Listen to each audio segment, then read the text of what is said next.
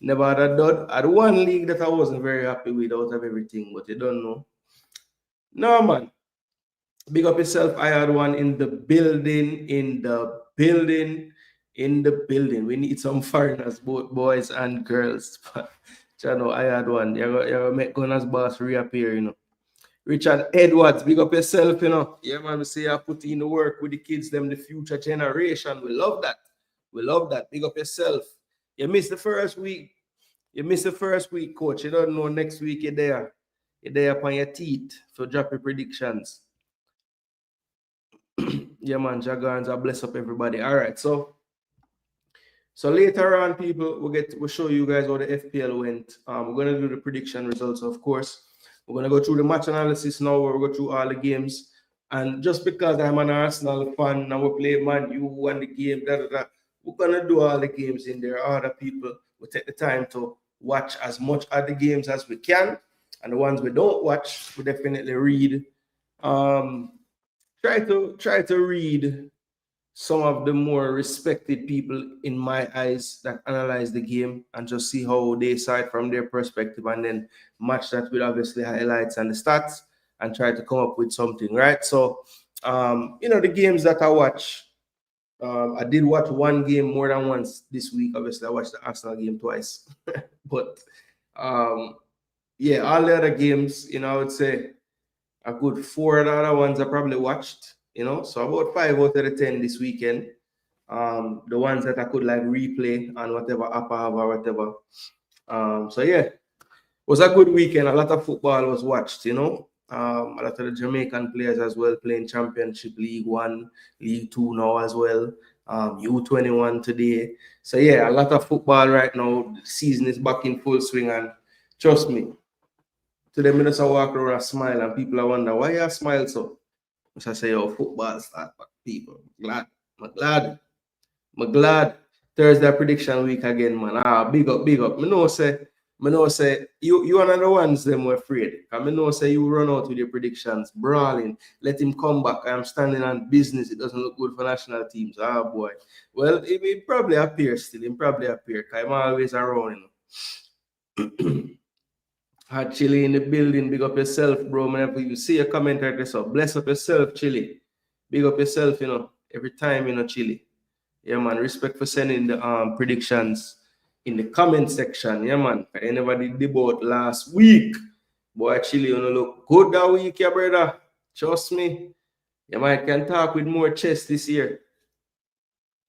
Yeah, man. We want to bless up the people, them. No, Chili, you did well, Chili. I can say you should stick around for the reveal. You never know, You never know.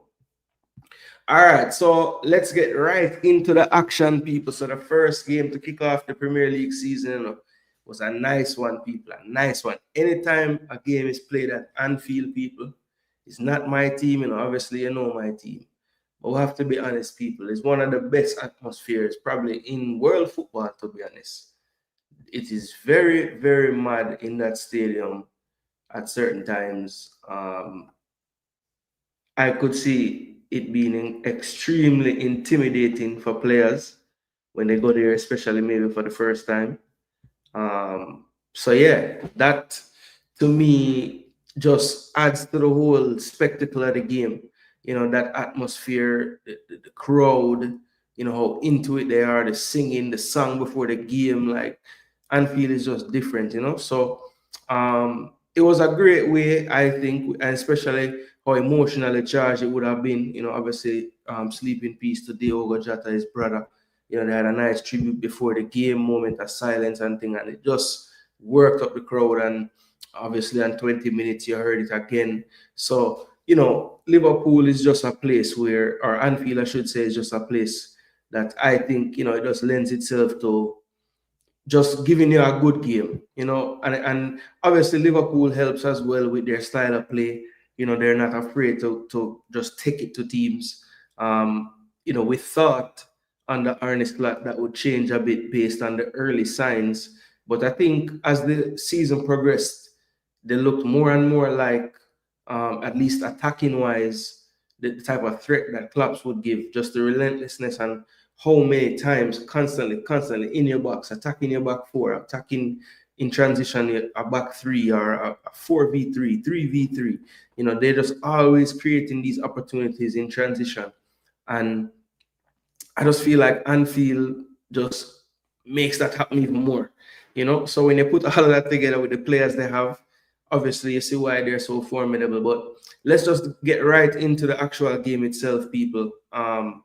At least statistically. Obviously, I cannot show you guys highlights here. That would be great if I could just talk over the highlights. But baby steps, people. One move one show at a time. Eventually we'll get there, where Sky Sports is like, yo, we need to get you to talk about the game, one day, people. But for now, this is the way we're gonna have to make it roll, people. So let me make sure that this is actually how I would like it to be. Okay, why is Sephora doing ads?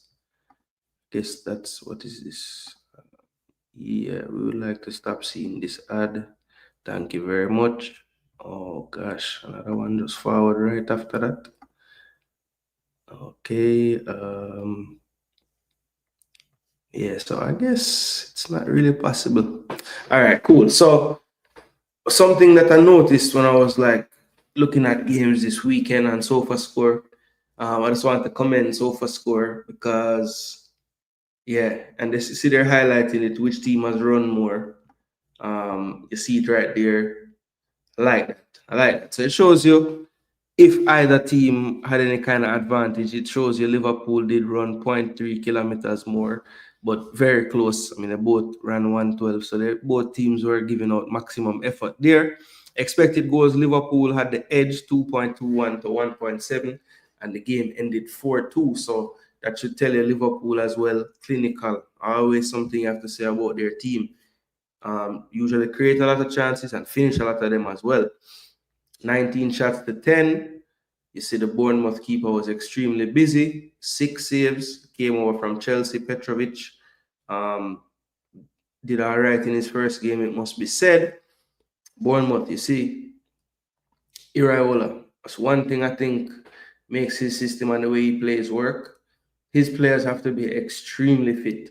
And that is why I was so surprised this summer and we saw in this game what he was able to do, that Antoine Semenyo did not leave Bournemouth. I saw all the other players leaving and I'm thinking, well, Semenyo, how is he not going anywhere, and he definitely showed his class, which we'll talk about in a minute. Corner kicks pretty close. You see Liverpool, big advantage in the passes attempted. So just had more of the ball. 61 to 39 was the possession. You see the heat map for Liverpool. One thing about Liverpool that I think works well for them, even though they have Salah on the right, it's not a situation where it's always going through Salah in attack. I think they do a decent job of varying it up, And I think even the addition of Verts and Ekitike through the middle is going to vary it up even more because they can attack you through the middle as well now, just as effectively. So the balance in their attack is one of the main reasons I think why they're so relentless, because you can't really key on any area so much, Bournemouth, on the other hand, everything was heavily weighted to Semenyo's side of the field, for the most part. And he was playing off the right in this particular game. So, just that little wrinkle right there shows the difference in when you have those pieces that all fit in, you can vary your play much more and just make it more difficult for the defense to stop you, basically. Can't stop everything. So something's gonna be open. If you trust each and every channel to get through, even the best defense is gonna struggle against you. You see the big chances, there were 3 for each team. Both teams missed 2 of them. So they scored the harder opportunities basically in the game. That 4-2 scoreline, just showing the quality of some of the finishes really and truly. You see the final third entry, 61 to 45 in favor of Liverpool. So, it wasn't like Liverpool was dominant in the entries. Bournemouth had their phases and times in the game where, they looked really threatening. And I think it's a part of the reason why most of the narrative after the first week, even though Liverpool won 4-2, a lot of the narrative has been, okay, Liverpool look like you can get at them this year. The defense looks sloppy and open. I think there's a couple of things and I think even I heard the manager say it, Arne Slot. He said, look, in that midfield area, let me pull up the lineups now. In that midfield area, if you look, it was McAllister and Soboslai in a deeper role for Liverpool. Soboslai really took turns, I thought, with McAllister, whoever was playing closer to the back line. McAllister looked to want to do it more. He was more at home doing that type of role, but Soboslai was able to do it as well in terms of just positionally. Now, in terms of what he was supposed to do in the functions of that role, that's another story. So what it showed me is that, without having confidence in Endo to play one of those roles, right? And with the absence of Gravenberch, who was suspended, due to the end of last season, picking up that red card, he's the one really that just kind of holds it all together in terms of from a defensive standpoint when Liverpool plays. And you could see his absence whenever Bournemouth was able to win the ball, at the edge of their defensive third or even in their defensive third. If they were able to connect one pass into the middle third, in behind the defense, it was problems for Liverpool. And you saw basically, the first goal Bournemouth was able to score was exactly one of those situations. So, I feel like Gravenberch's absence was a big, big factor, right? So I want to see them play with, Gravenberch and McAllister there, because it's clear that Wirtz is going to take that more advanced role in the midfield. So that really leaves probably Soboslai as the odd one out. He'll have to just be a depth piece at this point, when you're looking at their starting 11 for me personally, because Gravenberch is a must. He has to play. And I think McAllister is just a little more equipped at that two-way game than Soboslai is. Not that Soboslai is a slouch at that, but I just feel like McAllister just has more instincts to do it, or I've seen it more frequently with him. When Soboslai plays for his country, he's more advanced. Most of his shining moments while playing football have been more an advanced role. So I feel like he's really at home where Wirtz is playing. And if you're choosing between those two, clearly the amount of money they spent on Vert should tell you. And not even that. If you just watch the games, you would probably say Vert should play over Soboslai, right? So I don't think that's so far-fetched. But for me, I think Gravenberch's absence, as well as I heard the coach say, and I agree, McAllister is not really like 100% because he had some setbacks in preseason, at least a few more than some of the other players who have been around and playing. That kind of contributed to the looseness, I think, in some of Liverpool's defensive transition. And I think the hope is, if you're a Liverpool fan, once they get the pieces back where they're supposed to be, really firing, you'll see the best version of Liverpool. But it did give a lot of fans in the league hope in terms of, look, if you can, really take advantage of their shortcomings, because one thing I did notice is both their left and right back for me are kind of defensive liabilities. I mean, Frimpong is definitely a speedster, and obviously it's a give and take. What he gives you going forward is so excellent that you kind of live with the fact that he's not the greatest 1v1 defender. He kind of gets away with it because if you just try push it past him, he can run with you. But I think, like, if you really target him in certain ways, definitely aerially, right, which is what he saw Bournemouth do a lot of the times against Kirk's on the other side with Semenyo, such a mismatch in the air, they would just lump it to him if their build-out was challenged, which normally at Anfield it's going to be so. They at least had that out ball where he could hold it up, knock it down to someone that runs off him, and then they were in on the back line, in retreat mode. So, I think Bournemouth had an excellent plan because Iraola's teams don't typically do that type of style, but they noticed something tactically they could just use, and it was basically like they get out of jail card. Whenever they got pressed, they would just pump it towards Semenyo's side of the field, and that Kirkes versus Semenyo was a mismatch, and they kept on winning those knock-ons. So, I think Iraola just showed, like, look, they didn't really come and bunker. They didn't really play low block either. Yes, they would get into a defensive shape, but they were quite aggressive in their pressure.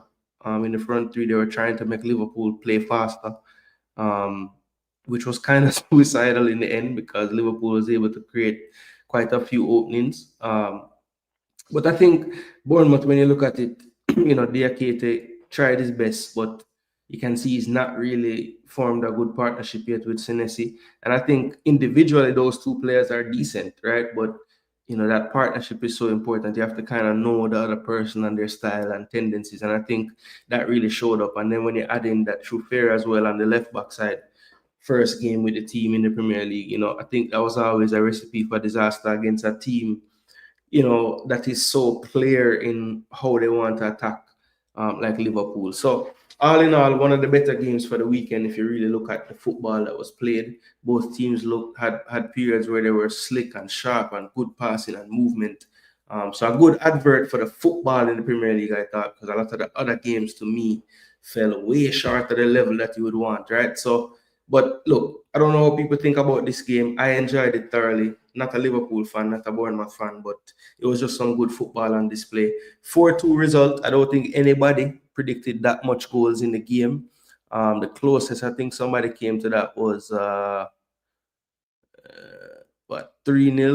yeah, 3-1. Yeah, so 3-1s, but nobody had it at 4-2. But pretty much everyone who participated this week had Liverpool winning, so no kind of drama going on there. But let's check in with the chat because I did have a long talk about the game. Sometimes when I'm talking about football, I get a little excited, people, so you have to see with me. I kind of zone out and just want to continuously finish my thoughts. So no disrespect to the people in the chat. I'm going to go through now and read everybody's comments, all right? Great way to start the season. We prefer the game ended 2-2, but great game nevertheless. Yeah, facts. Obviously, as a fan, you don't want Liverpool to get the 3 points. But yeah, it was a good game, man. Really enjoyable. Going to be an interesting EPL season 25-26. Agreed. Bless up Jason Gooner. Big up yourself, Nitro. Best in England, not the best in the world for sure, but it's up there among the best. Yeah, I would agree. I wouldn't argue it is the best, absolutely. But yeah, Liverpool, Anfield, and obviously I've never been there, so I'm probably not the best to speak on it. But just looking at it, and I've turned the sound up super low to try to get a sense. Obviously, it's not the same, but it just looks mad in there and looks different, To be honest, Stoke maybe had the best atmosphere when they were in the Prem. Okay, mad. Yeah, those smaller grounds, because I don't think Stoke is, like one of the smallest, but I don't think it's one of the biggest either. But yeah, that ground I remember had a crazy atmosphere. It used to be the joke for Arsenal. It can't do it on a rainy night in Stoke, and that just became the saying for any player that wouldn't come to the Premier League. So yeah. Yo. Big up BM in the building. Hope all is well. Big up one the great. People them bless up themselves. Yeah, SofaScore giving additional data. Yeah, man, I have to clap them, man, because sometimes I cost them, but when I see the distance covered and a couple other new things, I say, all right, at least I try step up the game. I like that. Because the other day, as a matter of fact, people that are watching now, most of them is like me and I love football and they check all kind of apps and stats and blah, blah, blah. Which one you prefer, SofaScore or FatMob?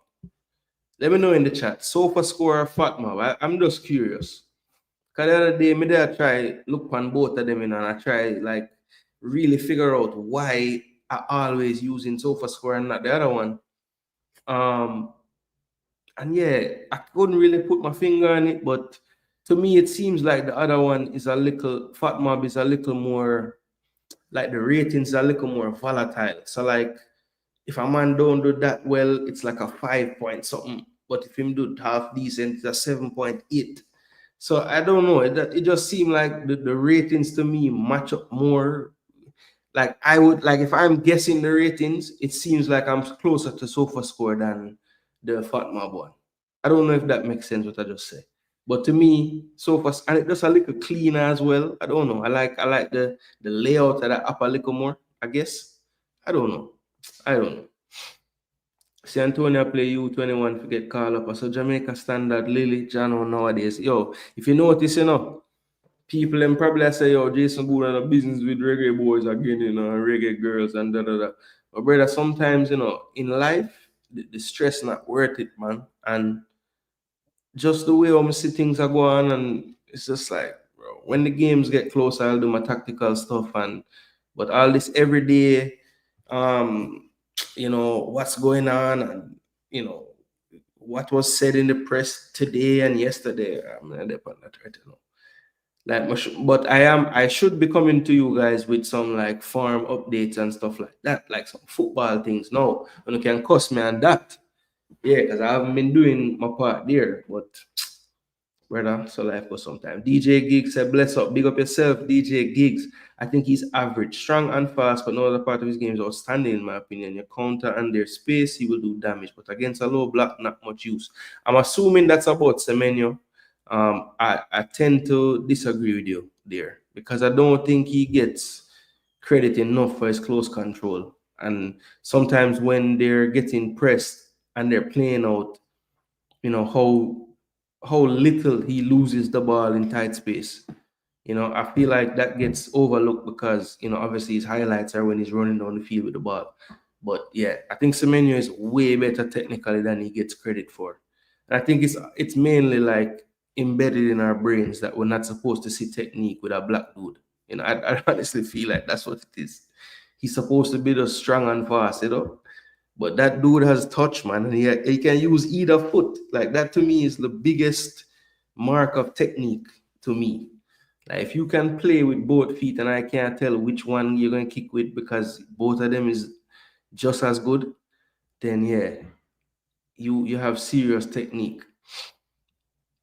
Because like the low block thing, I kind of get your point in terms of like most of the time he needs space to operate. But I feel like if you put players around him, like if it's an overload situation, like he's technical enough to drop it and you know dip one way and then dip in behind and get the 1-2 and still be effective, you know. I don't know.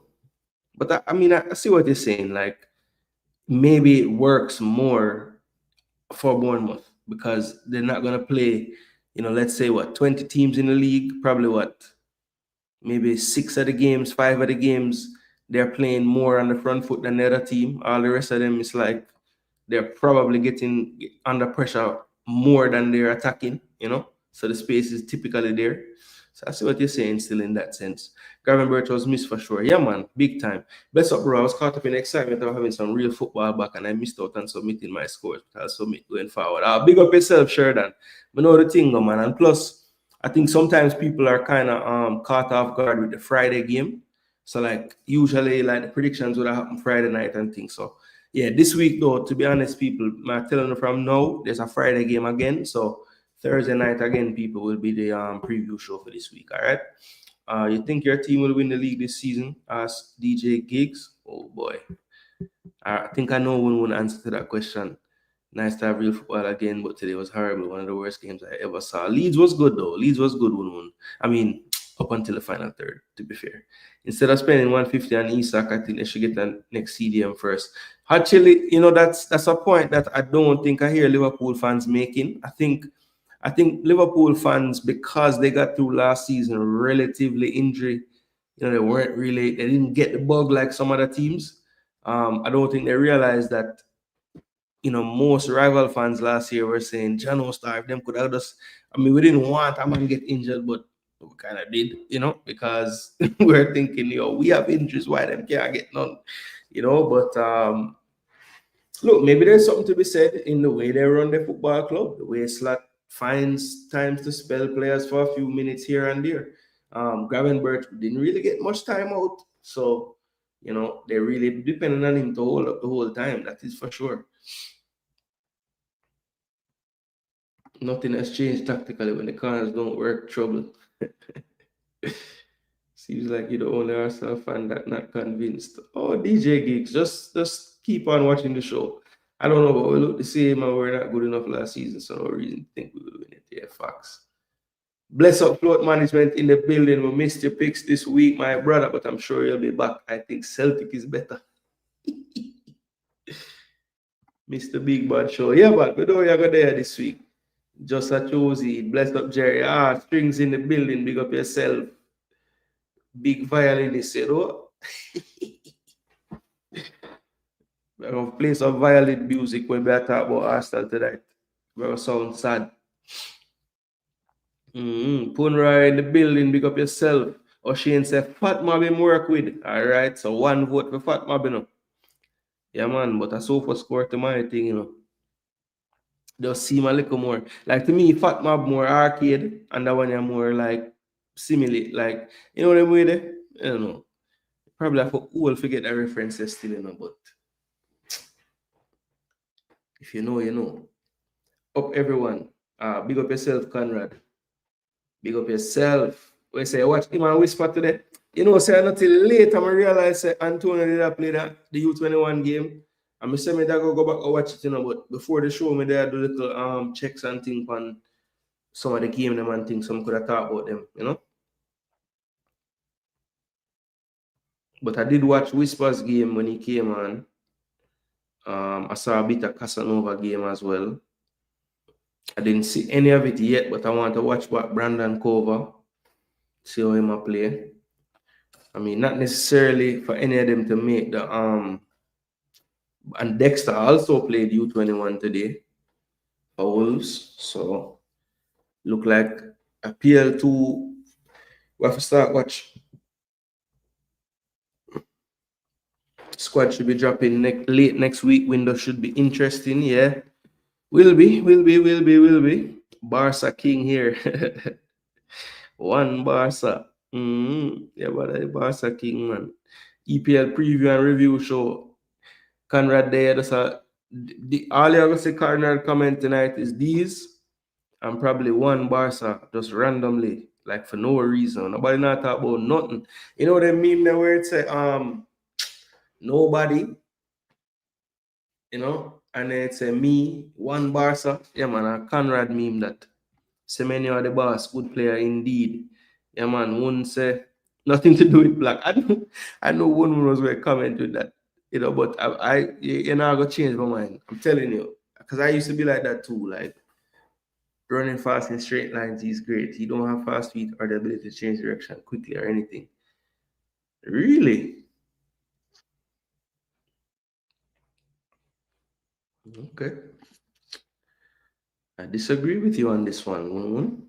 I didn't saw the game versus Man U. Wanted to see it just to see the new C forward because some thinks he will get the golden boot this season over teams that create more chances than in open play. Coming second, yes, they love to come second. He had 0 touches, fam. 2 or 3 touches in the box, bro. Or 0 shots, fam. 2 or 3 touches in the box, bro. Ain't winning no golden boot when we are playing like that. No, never. BM said, Jason, lucky win yesterday. I hope my team starts winning, though. Yeah, look, it was luck. And we'll definitely get to that game and talk about it in detail in a minute. Horrible game. Everton were so shit. One of the worst games I ever saw. Everton was bad in the first half, especially. Jeez. It was tough, bro. I'm watching it and I'm thinking, yo, which team just came up and which team was in the league before? Because Leeds was playing like the team that been in the Premier League. And Everton looked like the team that just come up. Yeah, man, I go watch them back, Conrad, man. That me like about the game them today. Them dead. Can just go back and watch them whenever you're ready. Don't think there were 5 shots on target total from both clubs today. It was a rough watch. Yeah, today's game wasn't great. Remember I asked you about when you lead the season before the season started and you said, I can't draw you out. Yeah, bro. But, in my prediction show, I even regret saying second now, to be honest. I don't really think we're gonna beat the 2 teams that I have first and third in my prediction right now. But I saw BBK Sports today. Big up to Taran. If you're not subscribed, people, check out BBK Sports. Great EPL content. Obviously, I have Gunner as well. Usually talk about Gunners for the most part, but just a good content creator and a lot of other fans watch his content, even though he's an Arsenal fan, because he will talk to everybody in the comments and yeah, man, just good show overall. So check him out. But earlier today, he was saying when the transfer window is over, he want to redo his predictions, and I think that's a good idea because I mean some things might happen, man. Just I feel different about the damn season. You never know, good or bad for my team. It was terrible. Leeds played some good football in the first half, but never looked like scoring. Everton looked like British version of today. Damn. Yeah, they did for patches. Second half, they looked a little better. Couple little nice little interchange and thing, but nothing never come to anything, obviously. I think Leeds better though here. Conrad saying couldn't watch it. Yo, some blurt neat goal scoring in La Liga this weekend, you know. You ever see him go one way and then quickly change direction and go to the other? I haven't. I saw him do it for the goal, for the second goal. He literally cut to the right and then cut back to the left, running at full speed. Make Konate look like Konate did the Richard King. He made Konate do the Richard King. You know the Richard King, right? When you turn your back. Yeah, man. But that's the thing, you know, Eras. It don't make sense because they ended off the season last year getting points all the time. Games where I said I'm gonna lose, them I win, drawing games, you know. I remember when Moyes got there, they were pretty much probably gonna go down, and then I'm kind of steady it. We should be concerned about the upcoming qualifiers. Players not playing football, don't have clubs that are 35 playing U21. Yeah. Look, don't make me more yeah, I understand, bro. I can't speak about that. Leeds were better for sure. Everton were so bad, didn't get close to them. Yep. It looks like someone is coming back. Arsenal to finish 5th this season, says CK. Hey, I can't even be mad at that, you know? It's looking like that. It's looking like that.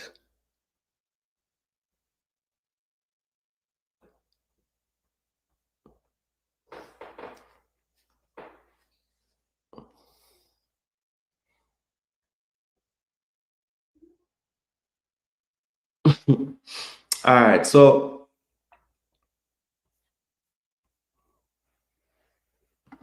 Mr. Battered in the building, big up yourself. I never knew you were from Singapore, bro. Yeah, bro.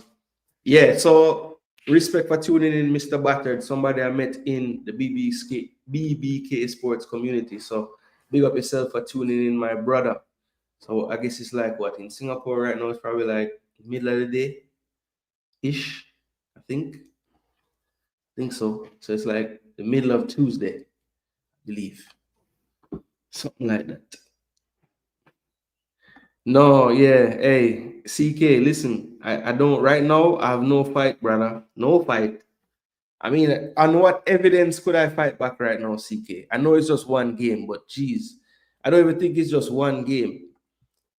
Oh, day early, 10:35. Okay, so it's 12 hours exactly. All right, so 10:35 a.m. on Tuesday. Mad. No fight back, I just roll over. So yeah, CK, trust me. I can't. I need more. I need more evidence. I need more evidence, CK. I need more evidence. You know, if it's one thing, I think with each year my delusion gets less, and I'm just way too realistic. So I can't lie to you, CK. I can't do it. CK is expected me to say, "Oh, move up," but I can't do it, CK. It don't make sense. I lie to you. All right, so next game, people. Next game. This right here was one that I was building up in the preview. Building. But guess what? You know that sounded like, you know that sound there? That's what this game turned out to be. I mean, yes, there was some decent interplay and some good breaks now and then. But honestly, people, this game didn't live up. It really looked like a game that was the first game of the season. Both teams kind of almost like they needed a couple more weeks before the season started. Especially Newcastle. You know, they just, well, not even especially Newcastle. I would say especially Aston Villa, because they were so toothless in this game for the most part. I mean, one and two little breaks. You know, Watkins had the customary half chance once or twice. You know, because he's always gonna get something in a game. He's just that kind of player. But I think the glaring hole in Newcastle's team, it was obvious. Anthony Gordon playing through the middle, it was not working. It was not working out at all. Kanza and Mings basically marshal everything around there. Gordon couldn't really get to where they had joy was Elanga on the flank. This guy is fast, man. First play of the game, he should have really won the game 1-0, but he couldn't beat the keeper Bizzo, who had a good performance for the most part. And Aston Villa, you know, barring a little spell when the second half started where it looked like Emery must have really gave them a talking to. They just didn't turn up. They weren't in for the fight. And their squad, when you look at it, look, it's the first game of the season. And this is evidence right here that both teams need help because literally only 4 subs made out of a possible 10. And you know, first game of the season is warmer than usual in England as well. You would think that they'd be using up their subs. But if you look at Newcastle, you know, they needed a goal, right? They brought on Jacob Murphy, who is a winger, attacking player, Louis Smiley, who is a central midfielder, and Will Osula, who is a striker, right? But if you look at other options on the bench, a left back, centre back, centre back, centre back / right back, and Park Sung-soo, who I think is a central midfielder, if I'm not mistaken. Let me just double check and see where this man plays. He's actually a left winger, but he's also really and truly a U21 signing that just has to be on the bench because, you know, they don't have other people. You know, if somebody like me don't know where the damn player play, chances are them don't play first team much. Trust me. Because even me think it was a different player. I thought he was a midfielder. So that goes to show. But when you look at it, people, this Aston Villa Newcastle game, really, you thought when Kanza got the red card in the second half that maybe that would push Newcastle over the line. But I think the problem for them was just they could not figure out how to effectively break down Aston Villa without that target player. And Gordon tried his best, but you know, his superpower is running in behind, and he just couldn't really do it playing through the middle as effectively as I think he would have if he was just down the left. And even the minute he went out to the left once Osula came on, which was very late in the game, you know, he cut inside and had a nice shot that he got off, and it just made you wonder if he could have played out there from the game started, how much better and more effective would it have been for Newcastle and himself. Harvey Barnes, you know, just in the final action was horrible. Approach play was decent enough, but just did not do well enough around the box. You know, in what little he did. And again, Elanga was threatening, but his final third quality was not up to par either. So Aston Villa, look, I think in the attacking sense, they were really, really horrible. You know, not the type of flow to their play that you're used to seeing sometimes, where usually at home they're able to carve out at least 2, 3, 4 good opportunities in a game. That just wasn't the case in this one this time. So let's just take a look at the stats real quick before we move on from this game. Let's see, statistics. All right, so 2 big chances for Newcastle, the one for Aston Villa. 3 saves apiece for the keepers. You see, Newcastle put in a lot more work. Aston Villa, you know, only 1 sub made, and they weren't making sprints. That just shows you that the coach don't think that the squad is ready, because everybody wasn't doing what the other team was doing, and they didn't make any subs. And trust me, these people have multiple tablets and machines and all kind of things. So if this says they had more sprints, they knew that on the bench as well. But Emery decided not to make any changes. Both teams had 3 shots on target. So that's the interesting thing about this game. For all the good work Newcastle did, all the dominance in territory, more shots, same amount on target in the game. So that should show you that Newcastle was just missing that clinical, cutting edge. And who is missing again from Newcastle right now? Oh yeah, the other Swede, the other Swedish striker, Isak. That's right. So interestingly, Crystal Palace have players linked with moves. Their players are playing. Newcastle can't get nobody to sign. Can't do anything as far as, you know, anything with Isak. And he's not even in the squad, not even playing, telling them that he won't even train. I don't know what to read into that, because, you know, on the one hand, you would think, okay, if he's not training, he must have and rumored to have, you know, moved out of his house in Newcastle and all these things.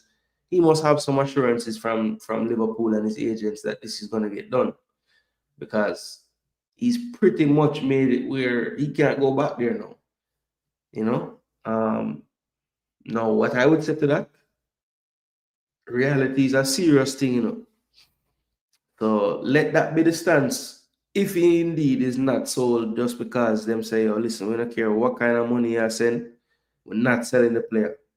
Now, if they take that stance and decide that he can't go, and obviously, he'll be upset and whatever.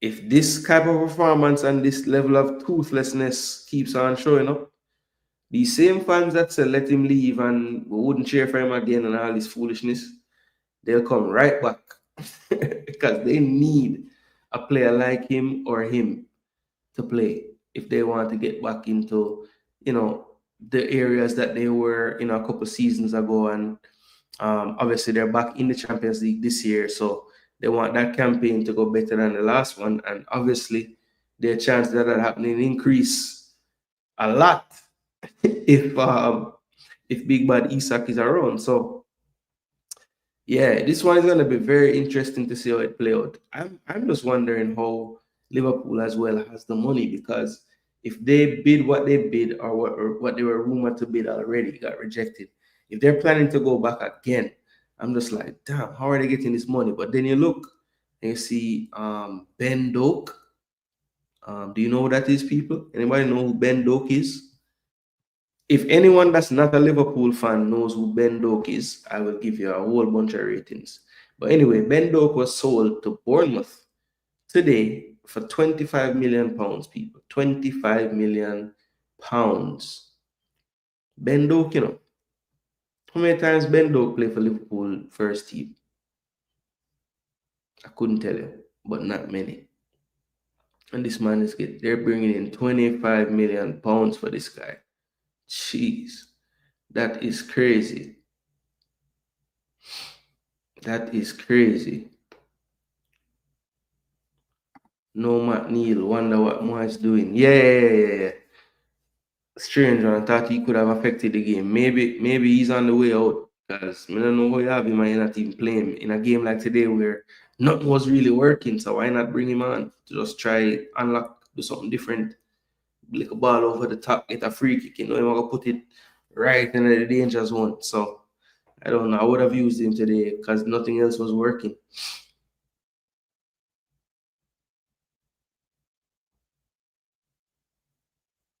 Agree with you, Jason. Villa versus Newcastle United, Arsenal, boring ass games to watch, but I guess it's what happens first week at the PL, all cautious. Yeah, and it just makes you wonder, Mr. Battered, like, why is it that way for certain teams? But then, Liverpool wasn't cautious, or it wasn't, they were playing their football. City played their football on the day. They took a little while to get going, but once they did, it was like vintage. You know what I'm saying? A new version though, because they have different players and it looks a little different now. But yeah, it was really good ball movement and just player movement overall.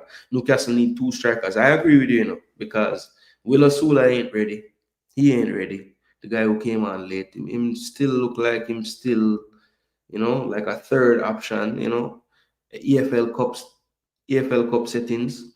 So yeah, I agree. They need 2 striker, a gunman and an ex-gunman. 2. I think they were missing Mikalenko and Brentford as well, which also could potentially keep them up. Yeah, those 2 on defense, because Michael Keane is trash. Jeez, he's so bad. DJ, he's on the team for September. Newcastle played 30 plus minutes, including high time, and they should have finished Villa off. They needed number 9 badly. Agreed. When that red card happened, I was like, all right, Newcastle's probably going to turn them over now, but it never happened. Yeah, man, let them know. Next up, Sports Talk is in the building. We have the soundboard with the we have all them something there, but you don't know the thing set. Don't even see his comment yet. Oh, there it is. Big up yourself next up in the building, bro. I guess you're not live tonight. What, 17 days away? Is that where we are now? Something like that.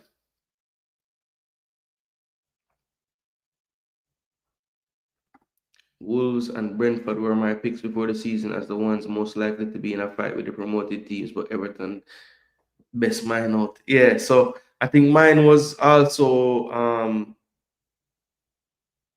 Brentford. I didn't say West Ham or Wolves, but I did say Brentford, and what was the other one I was saying that's been in the league that's going to struggle? It was Wolves. Wolves, Brentford. Yeah. Actually, I have Brighton down there too. I don't know why I have Brighton like 15th, but I don't know. It didn't look too bad. Ruta looks like he could lead the line decent enough, because that's really what I was looking at, like lack of a real, figure Welbeck gonna do what he can, but he's getting, he's getting to that time where he can't really be relied on. You know what I'm saying? Newcastle fans losing their minds after reality hitting them. They have an atrocious transfer window when it should have been their biggest facts.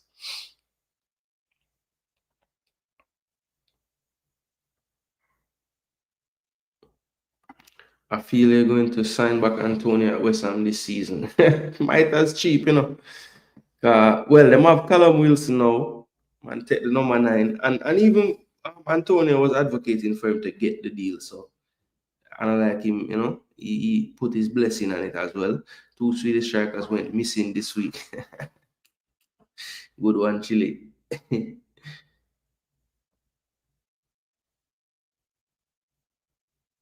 Doesn't have a legs card come out, but I'm apparently with a player that wants better for them career.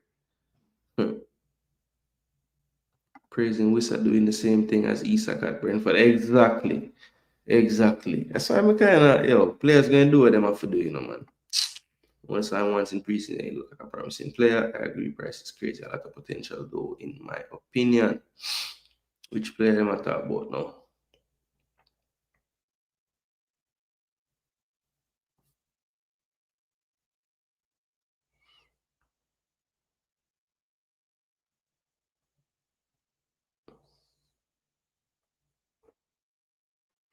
Yeah, Billy's in the UK.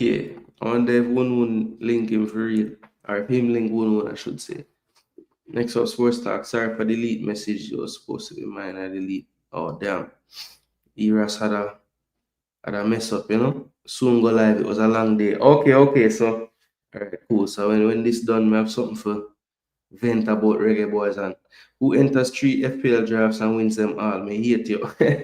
Yo, things might change, That's last season, bro. That's last season. But it does help that I watch the game them and look at all kind of things and look at all kind of madness. But yeah, we kind of use that to our advantage, I think Everton in a lot of trouble. They better sign Antonio. Yeah, that's a shout. Everton could use a striker because better look like that was not really what it's going to be, That's not really what it's going to be, Better don't look like he like that little spell he had when Moyes first got there, and I said, damn, maybe Better can score goals. Today the man looked lost. Touch is horrible. He just like, how did this man make it to this level? Is what I was thinking watching the game. Which is crazy because last year, he was doing a thing. I mean, he never ever looked technically sound or whatever. But effectiveness can work out some of the time over them thing then, and definitely have some physical attributes where on his day he's a lot to deal with, But boy, his day looks so far away today, like it's never gonna happen again. Welbeck always gets injured, good player when he's fit, but he gets injured, trouble. Yeah, he does get injured. Even like the last couple of years, he's had good runs, and then injury just stop it. And then when he come back from injury, he's not the same. But last year, they have a run where it's like, damn, Welbeck is doing his thing. It's going to be a long season, people. Yep, that is a fact. Can't get overdone. That's why part of this was our fans overreacting. Because, boy, the way people talk, your football knowledge is next level, is need to help the people in the back of the class who are chat too much and don't know. Pick up yourself, legs up. Shadow Star, yeah, the people have stuff. The West Ham fans think he doesn't have the legs no more, like only hands he got. Jano. Doak, not sure if I spelled that right. Good at running with the ball, left footed right winger. Yes, that's exactly what he is. Looks very promising with a lot of money. Okay. That's the player you were referencing. Yeah. But Liverpool, bro, like you look at why them can spend so much money is shit like that. Kwanzaa, they got what, 40 M's, 40 bags for Kwanzaa, or 35 or something. They did another young one this summer too. Can't remember who now. You couldn't do nothing for Ravel, help him get signed for a team. Bro. Brent said 1-0 to the Arsenal, one of the most famous songs. Yeah, I think it's like 6 games in a row now. The last 6 wins at Old Trafford, 1-0. But yeah, the less said about this one, the better, to be honest, people. Aston Villa and Newcastle one disappointed us, people. Disappointed us. Fabian Schär gets man of the match. That should tell you everything you need to know. All right. But yeah, the story for me, both teams don't know what they're doing with the team. Bailey wasn't there. Obviously, we know he's gone to Roma now. So sadly, one less player from Jamaica in these EPL preview and review shows. But yeah, he's gone to Italy, looking like, I think tomorrow should be the medical and everything. So as long as everything goes well there, he should be a Roma player as early as tomorrow. But yeah, for me, Aston Villa, I think Emery needs to figure out what the heck he's doing with his team, because he didn't use Illing Jr., who's a potential wing player, really a wing back type player, but he could have played attacking. Didn't use Buendia at all at any point. Matson didn't come on for Digne, which was surprising, because neither team really was taking the game by the scruff of the neck. Why not insert his kind of intensity down that left wing? So yeah, it was just a strange one, man. Maybe he had planned to do it, and then Kanza got the red card, and it's like, okay, Digne is my more effective defensive left-sided player, so let me just leave him out there. So it's understandable then, but man, I don't know, man. This game to me just kind of showed that both coaches don't really have the tools they need to get going with this season. Too much uncertainty. Ramsey and Bailey pretty much out of the team right before the coach might have thought they were going to be a part of the team for this season. So yeah, a lot going on with Aston Villa right now. Clearly, there must be some PSR issues that they're not really letting on, because some of their decisions have been kind of mad in this summer transfer window. So Aston Villa, Newcastle share these points at Villa Park. Definitely forgettable one we don't have to talk about anymore. All right, so let's move on to the next fixture. We have to pick up speed, people. We are chat too much. All right, so Brighton versus Fulham, people. 1-1 this game. It was one of the ones I didn't get a chance to watch in full, but did read a nice write up on it, and also watch the full extended highlights and everything. Look, let me just speak briefly about Brighton. I think Brighton in this game, definitely, for me, it was kind of a tale of two halves. Brighton in the first half, I thought, was good value for at least a 1-goal lead. I thought Ruta Riley had a good combination in the center of the park. The wingers weren't really doing that much damage. I thought that a lot of the play was really Ruta running into the channels, and he was really creating those overloads in the wing areas and getting other people involved, and also then arriving in the box. So he was all action, good. Looks to be a decent center forward option, if I'm being totally honest. I was thinking they were a bit light in that area, but I wasn't really factoring in that Ruta can play there. So yeah, it was a decent looking attacking setup. One thing I did notice as well, Lewis Dunk has been kind of the leader of this defense for quite a few years, and by virtue of having the armband, he definitely is. But I think the more Van Heck grows in stature in this defense, I think the better off it will be. I think Dunk is a good player, solid player, good professional, great range of pass. I think one of the best as a defender in England I can remember in this recent time. As an English defender, I should say, not in England itself. But good range of pass on him. But I think Van Heck is just at this stage of his career a better defender, and I think the more he can grow into his role as like that enforcer, that one that's gonna go win the ball and just really take over most of the defensive actions. Let Dunk kind of play that quarterback role in the back, and not that he doesn't have to defend, but Van Heck needs to realize that like he's the man on the back line. And I think this game kind of showed like a year older, more experience, playing a chunk of last season without Dunk, I think helped him as well, because when Dunk's not there, he seemed to play better to me. If he can play with that same feeling and that aura with Dunk there, I think it will make their defense better. And I think they played pretty well in this game for the most part. The second half, Fulham did wake up some more. When they brought on Rodrigo Muniz, that was a much different looking attack, because one thing with Raul, I think that you get a lot more than Muniz. I think he's much more comfortable, playing in his own half back to goal, in the transition phases, link up play. He's Mexican, so the football is his friend. Muniz is Brazilian, so the football is his friend too. But I think Muniz's skill set is really and truly predator. In the box, I'm going to arrive. Doesn't take many touches to get off a shot, which was evidenced by his equalizer as well. Really reacted quickly to bring that down.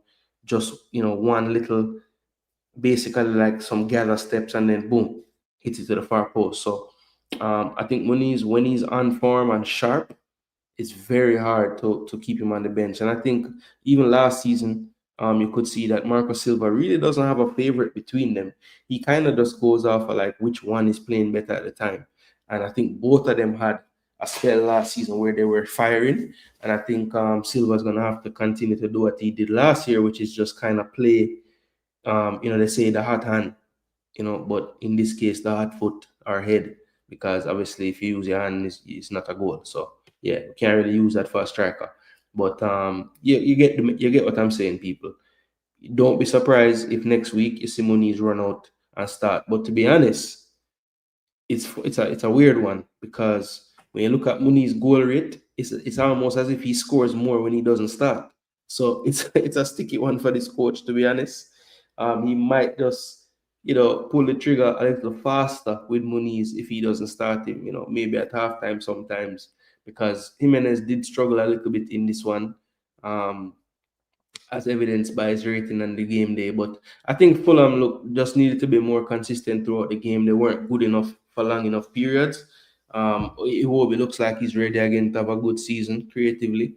And I think Harry Wilson, for his standards that he had set in preseason and towards the end of last season, he would probably want to do better for Fulham. And I think he was a part of the reason that they weren't able to, really have their imprint on the game as much as they probably would have wanted. So, Fulham, though, look, when you look at the back line, I don't know what the situation is with Robinson. I know that he got, I think he has a little issue going on with injury wise right now, but there's been a lot of rumors that he could be leaving. Calvin Bassey is who started at left back in this game. It didn't really hurt them so much today, but I don't know if that's necessarily the answer going forward.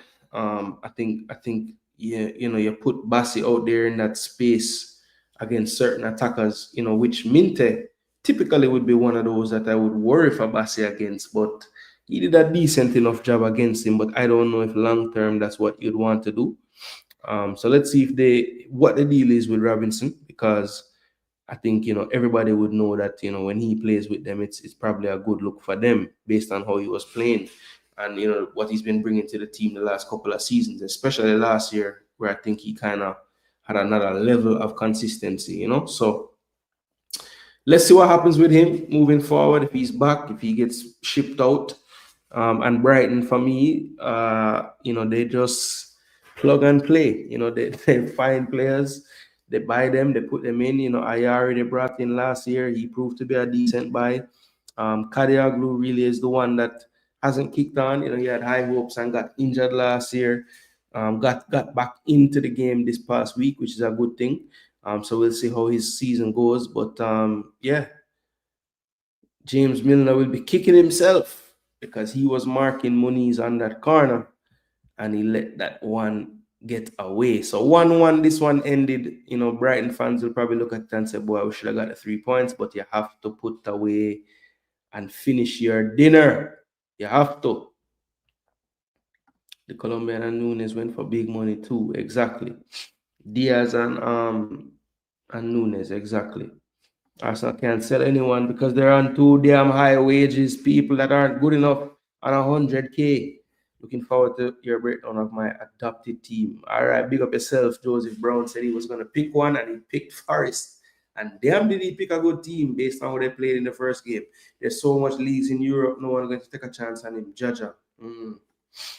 Liverpool have so far sold academy players for over 100 million. And that's before Nunes and Diaz. Chelsea done over 200 million. Arsenal done 67 million. Yeah, I think it, look, I know the main reason is because of the damn weekly wage that we put players on. So can you really blame Berta for that? I mean, I know he's the sporting director right now, so it's easy to say, "Oh, it's Berta's fault," but he didn't put none of these mans on none of these weekly wages. True, the Red took options away when they ain't good defensively. Yeah, it was like he looked on the bench and like, all right, I have offensive attacking players, but even Marlon, he waited till the 84th minute because he's like, Marlon ain't no defensive player either. But when it was 84th minute and it's still nil, he's thinking, damn, all right, Marlon might can create a one chance or score a cracker or something. So better try to put him on. They have Ravel career and showing young players not or what not to do, Jaja. Villa keep selling players. Emery has done a great job with no money, but they cannot keep doing what they are and expecting miracles. Yeah, it's mad. It's mad what they're doing. Breathtaking sales by Arsenal. The Armory had more sales in merchandise after kit release. Boy, I better tell you. Yo, Mr. Butter, you might be honestly, yo, I not even might. Arsenal jersey sales outnumber the sales of the damn players. I bet you any money if it's 67 mil that we are, because I think it's 8 mil actually. I think they're there. Look, but if it's pounds, it's probably 67. I bet you we crack that in jersey sales of maybe even Gyökeres alone. But the problem is the players' wages are astronomical. Exactly. Not gonna pay them ridiculous wages, so we stuck with them. Fact. That's the whole reason. Brighton midfield will generate 250 to 300 among three in the next couple of years. Yo, the boy O'Reilly, bad to Mr. Battered. Don't get it twisted. Him wicked man, left foot nice, cultured left foot as they say. There's a trade rumor for Muniz, but the coach like him. Yo, Muniz effective, brother. I like Muniz, man. I like him. Not the more, not you're not gonna see man say, damn him touch great or whatever, but boy, I know where the goal there. I'm like that.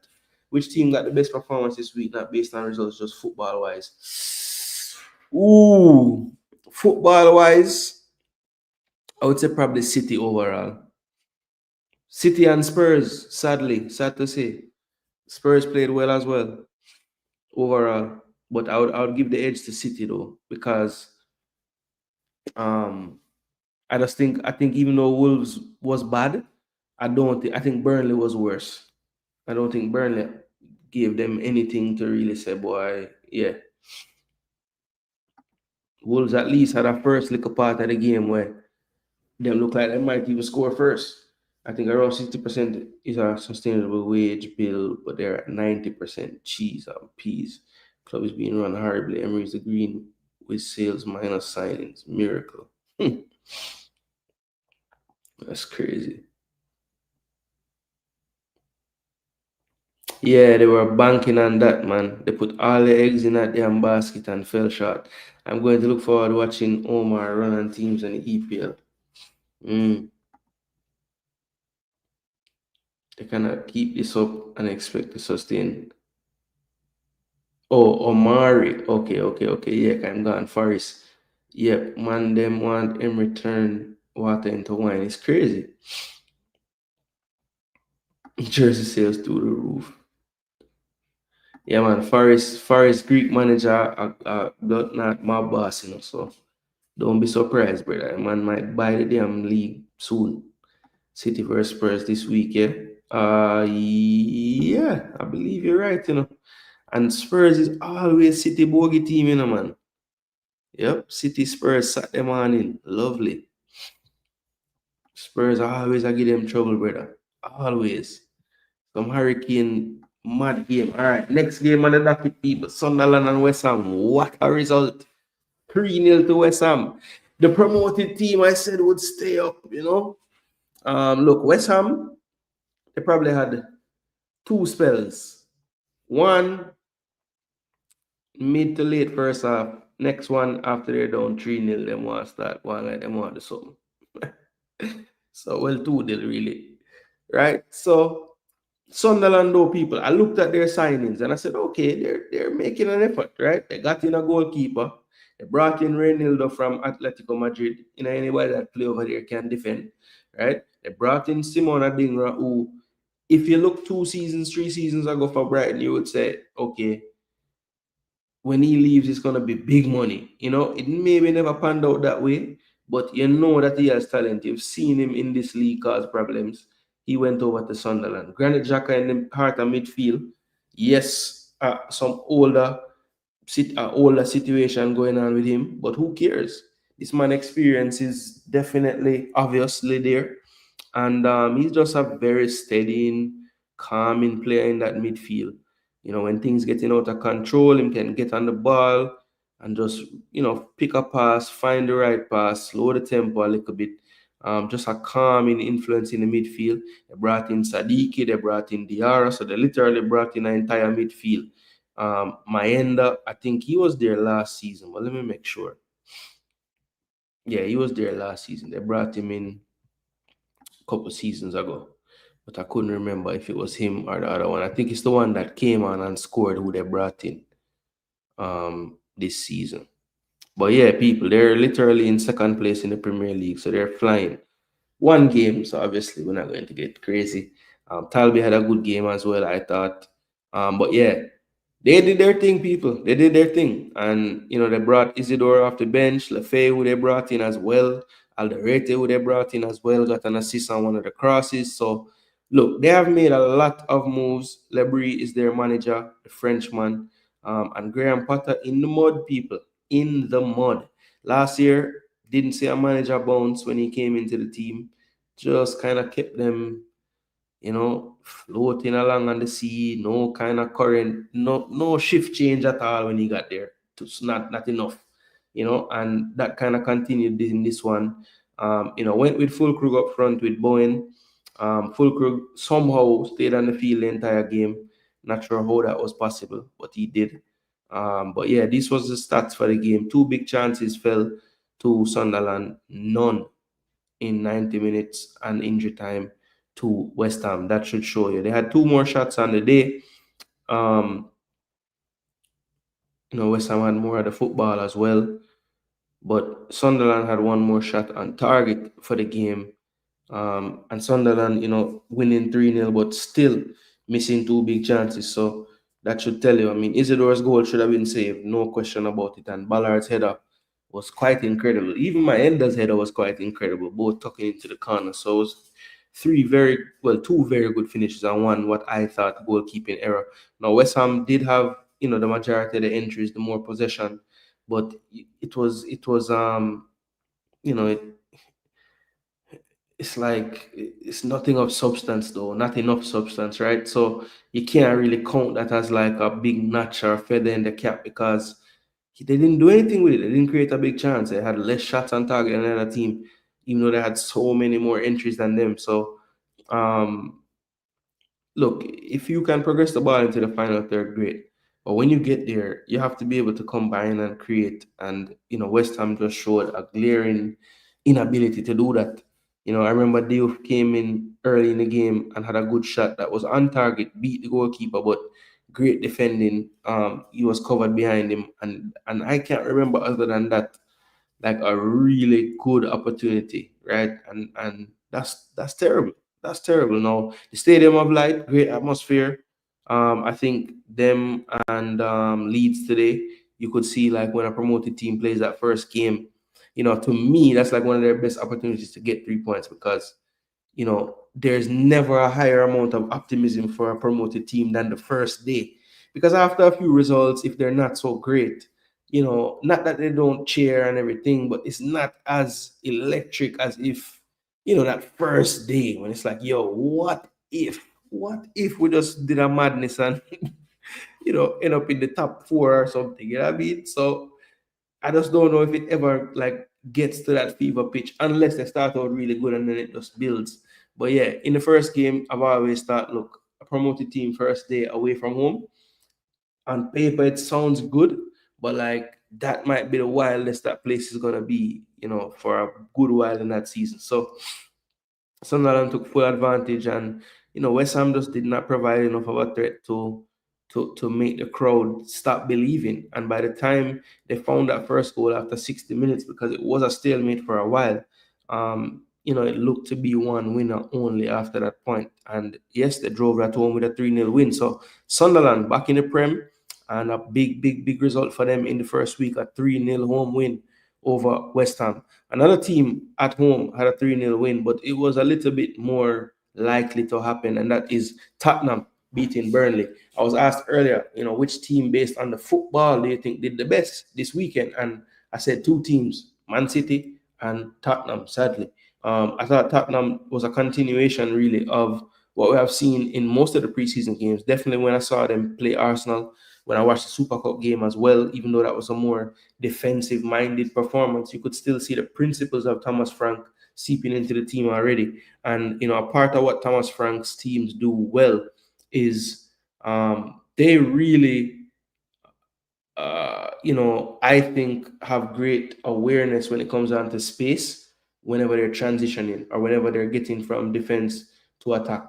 And that was evidenced by, a couple of crosses being the goal scored. A lot of times, crossing and connecting on crosses has a lot to do with movement of the players. And I think Richarlison on both of those goals just had some intelligent movements that allowed him to just have that yard of space by the time the ball arrived. And not only is the movement and where you choose to move important, but I think even more crucial is the timing of that movement. And it was just a textbook example for a striker of when to move into a certain area. Because if you notice, it wasn't really until Kudus would have probably beat his man and raised his leg to cross that he would have initiated any movement at all. So it's almost like you're putting the defense in this false sense of security, just to burst into an area, even if it's just a 2-yard movement or a 3-yard movement. That could be the difference. Getting that yard to create the angle to hit it one time, or whatever your finish is gonna be. And Richarlison, telling you, if you're a striker, young kids, young boys, young girls, everybody out there that play football want to get good, look at how Richarlison's movements created those goals. I mean, yes, Kudus has to do the skill and cross the ball, so not taking anything away from Kudus, but just in terms of those two situations, I have to give credit to the striker as well, because it looks great in the end, but how he got there, it should not be overlooked. Brennan Johnson, who, I don't even think Spurs fans really like this guy, but somehow this guy produces goals and assists. He always does something in the goals and assists column. I had him in fantasy in a few teams last year, and I didn't even get him this year in any, but I instantly regretted it because he can be quiet for the whole game or even don't start. And when he come on, somehow always get a couple of chances and usually score one, might miss one or might get an assist or something. But yo, this guy does put up numbers, bro. Not my favorite footballer, but somehow he's effective, man. And I feel like in a team like Frank team, where like I said, the spatial awareness in attack, and it looks like he really drills, the triggers, and when the ball's here, this is where I want you to be, It's it's a clear, they don't get in each other's way, and I think that's one of the biggest problems with their city rivals right now is our runs on transitions is what the hell have we been training, but we're not seeing that so much with this team. Kudus has his space to build. Richarlison has his space to do his thing. Johnson had his space to do his thing. And all of that contributed to the 3 goals they scored. Burnley, look, I have them struggling this year. I have Scott Parker as the manager in most danger to get sacked first, just based on what I think predictively will happen.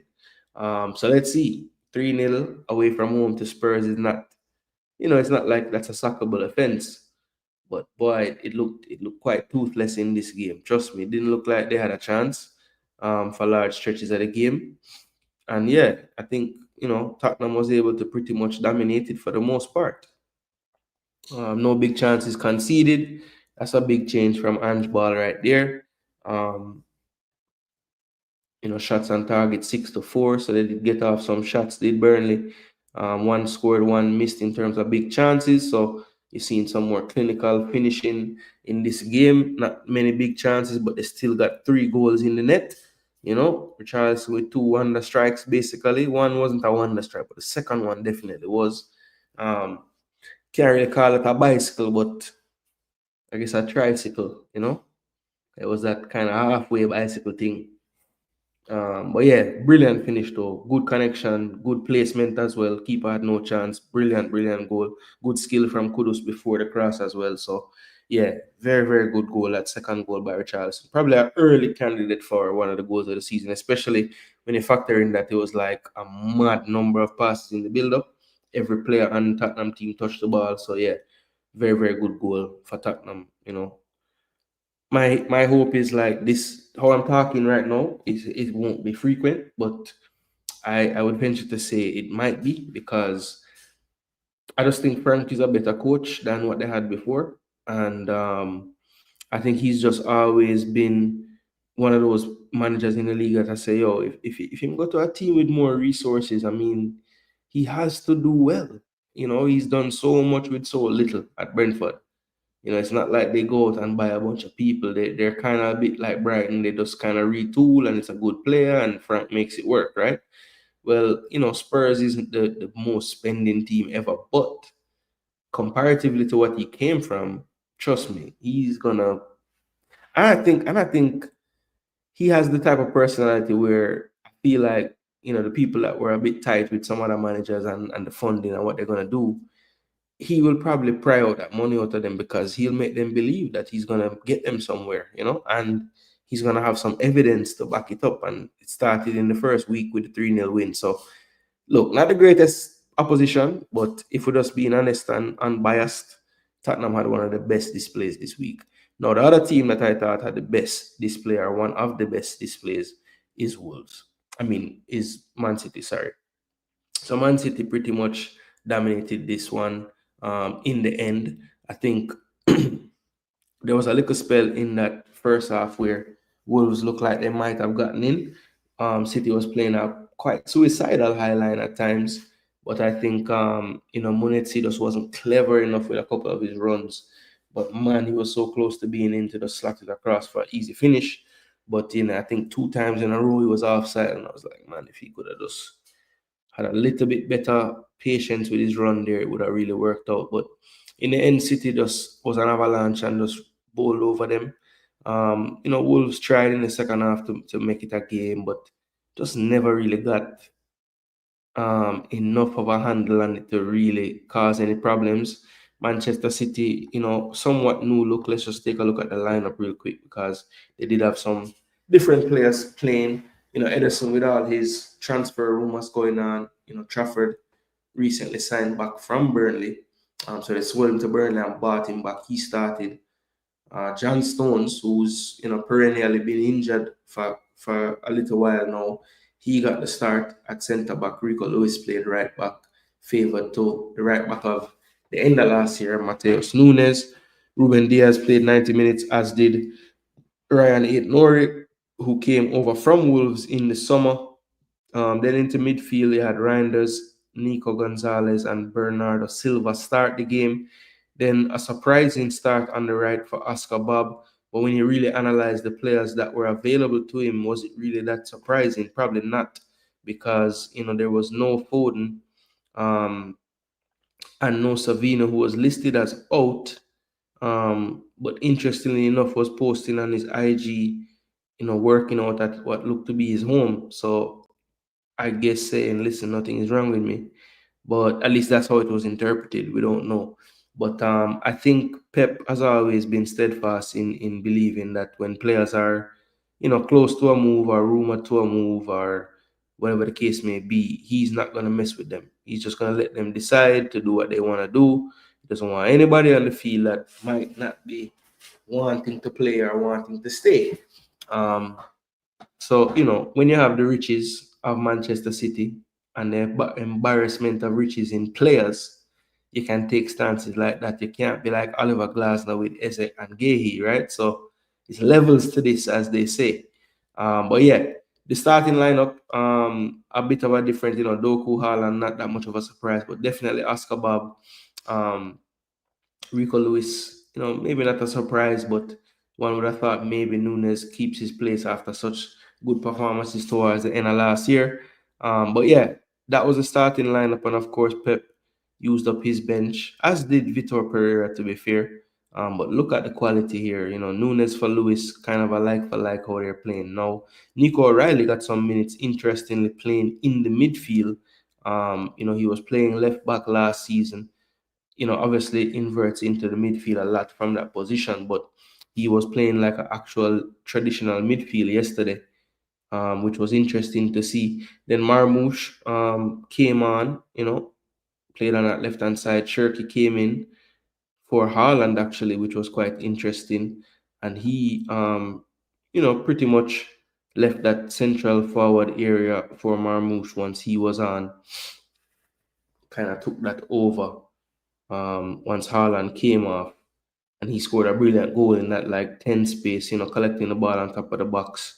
You don't know which way he's gonna go because he can shoot left or right, step over to the left, push it to the right foot, and then a quick bang low to the far post. Easy. Easy. Made it look so easy at least. Ryan Shirky technically ridiculous. But look, rightfully so, a lot of the praise on the day went to Reinders. He really bossed things in that midfield area. 90 minutes, yellow card, took a little bit of the glass off of the performance and the rating, but a goal and an assist in your first game, involved in, let me see, was he involved in all 4 goals? I don't think he had anything to do with the Shirky goal, but I know he was involved in the first 3. Whether it's the pass before the assist, 1 assist actually, this the 3rd goal of the game. I think that was Haaland's 2nd, and then of course him scoring a goal as well in the 37th minute. So yeah, Randa's great debut. Look, when the signing happened, and Shirky as well, I talked about it and I said, listen, this is not a good sign for the league because, Reinders is going to cook under Pep Guardiola. He has this basically unending motor to just keep on running. I've seen him do it for Milan. I've seen him do it for the Netherlands. And you put him around these players in this system, he's just going to cook. I mean, there's nothing else that can happen. And to me, Ryan Shirky is just too good of a technical football player to not have results in a Pep Guardiola team. It's just, I don't see how these 2 players don't work, right? Now, Wolves, I heard a lot of you saying, they're going to struggle and they're probably going to be down there with the relegation. I think for Wolves, they probably need, they definitely need to have all their players available to them. I think Arias coming in when he did and kind of getting up to speed, not ideal. They would love to have had him ready. Fer Lopez, another one, I think could help them this season, but maybe the season comes a bit too soon for him. Rodrigo Gomez, some of these players need to step up. And Hee-Chan Wang, what is he? Who is Hee-Chan Wang? Is he last year's version or is he 2 years ago? Because 2 years ago he was playing great, but who is he really? And I think they need this pivot of Gomez and Andre to really step up and really play better. I just think that potentially they can be a really good pivot, but I just don't see the consistency between them, right? And that backline doesn't inspire the greatest confidence either. So yeah, they could potentially have quite a few issues. You take the 20 goals of Cunha out the team. Strand Larson scored what, 11 goals, 12 goals, something like that. A lot of that was off of Cunha being around and just being creative and setting up and causing issues. So can Larson hit those heights without him? We just have to wait and see. I think Bellegarde, they're expecting to take up a lot of the creativity mantle. And I think Munetsi can be a threat on the flank. Just needs to pick his timing and it runs better. But Man City, look, weren't tested as much as some of the other teams, but it doesn't really matter. You play who's in front of you, and trust me, they made light work of this game, You see the expected goals, big gap there. 3 big chances created, none for the other side. So they just control things for the most part. You saw little vulnerabilities there, the high line, a bit suicidal at times, but I think they were taking those penitentiary chances only because they were playing who they were playing, So let's see when they play a more formidable team, do they have those same kind of tactics or what? 48 to 46, so the entries were very close. I think, and that's City. City's gonna play a controlled football game. They're gonna take their time and shift their team up the pitch methodically. They don't really want it to be a basketball game per se. Now, when on the rare occasions when they do transition, of course you have Erling Haaland, you have a lot of technical players. That's not the worst strategy in the world. But I think Pep does put the handbrake on this team just a bit. And I think it's for the better because they don't have the race horses in the back that are going to be able to keep up with any kind of fast-paced back and forth game. So while their attack might be up for it, I think the defense would be too exposed. So I think control is going to be very important for them. And, even though Wolves lost the game, it was interesting that Man City couldn't get up over 60% in possession.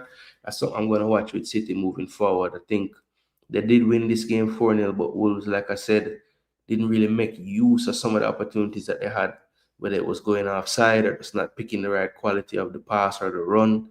I think they could have done more with some opportunities. So I wanted to see City this week against Spurs. I think that's going to be a good game to see, where they are at defensively, especially, because they weren't really tested like some of the other teams. So I just want to see how they react to that, and then we'll get a more clear picture.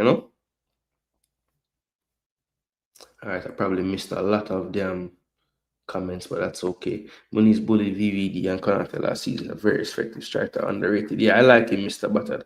How are the Brazil players doing? Good to see Richarlison back. Yeah, Richarlison looking good. He played good against Arsenal. He played good in the Super Cup. Played good again in the first game. Wolves still have some good midfielders and a decent front man. Some legs in the team too. Still one and more likely wants to be dragged to a fight, but have a good coach. Yeah, I like the coach 1-1. That's a part of my reasoning as well. Why I don't think Wolves gonna really be in relegation, but I just think their squad just kind of pulls them back down. So I have them finishing 16th as of right now. Well, let's see before the window closes, them do anything. People are tired to see for his face. Let's see if Amari Hutchinson is the real deal. He's at better team. No, his performances should be better. Well, Amari Hutchinson ain't gonna start. That's the problem. Because Gibbs White is in the 10. Hudson Odoi on the left, and Dan Endoy ain't benching. He ain't benching Dan Endoy. I mean, I wouldn't bench Dan Endoy to play Hutchinson. So let's see. Some people might disagree with that take, but I think Hutchinson is a piece that's there because they needed quality in that second team because they're going to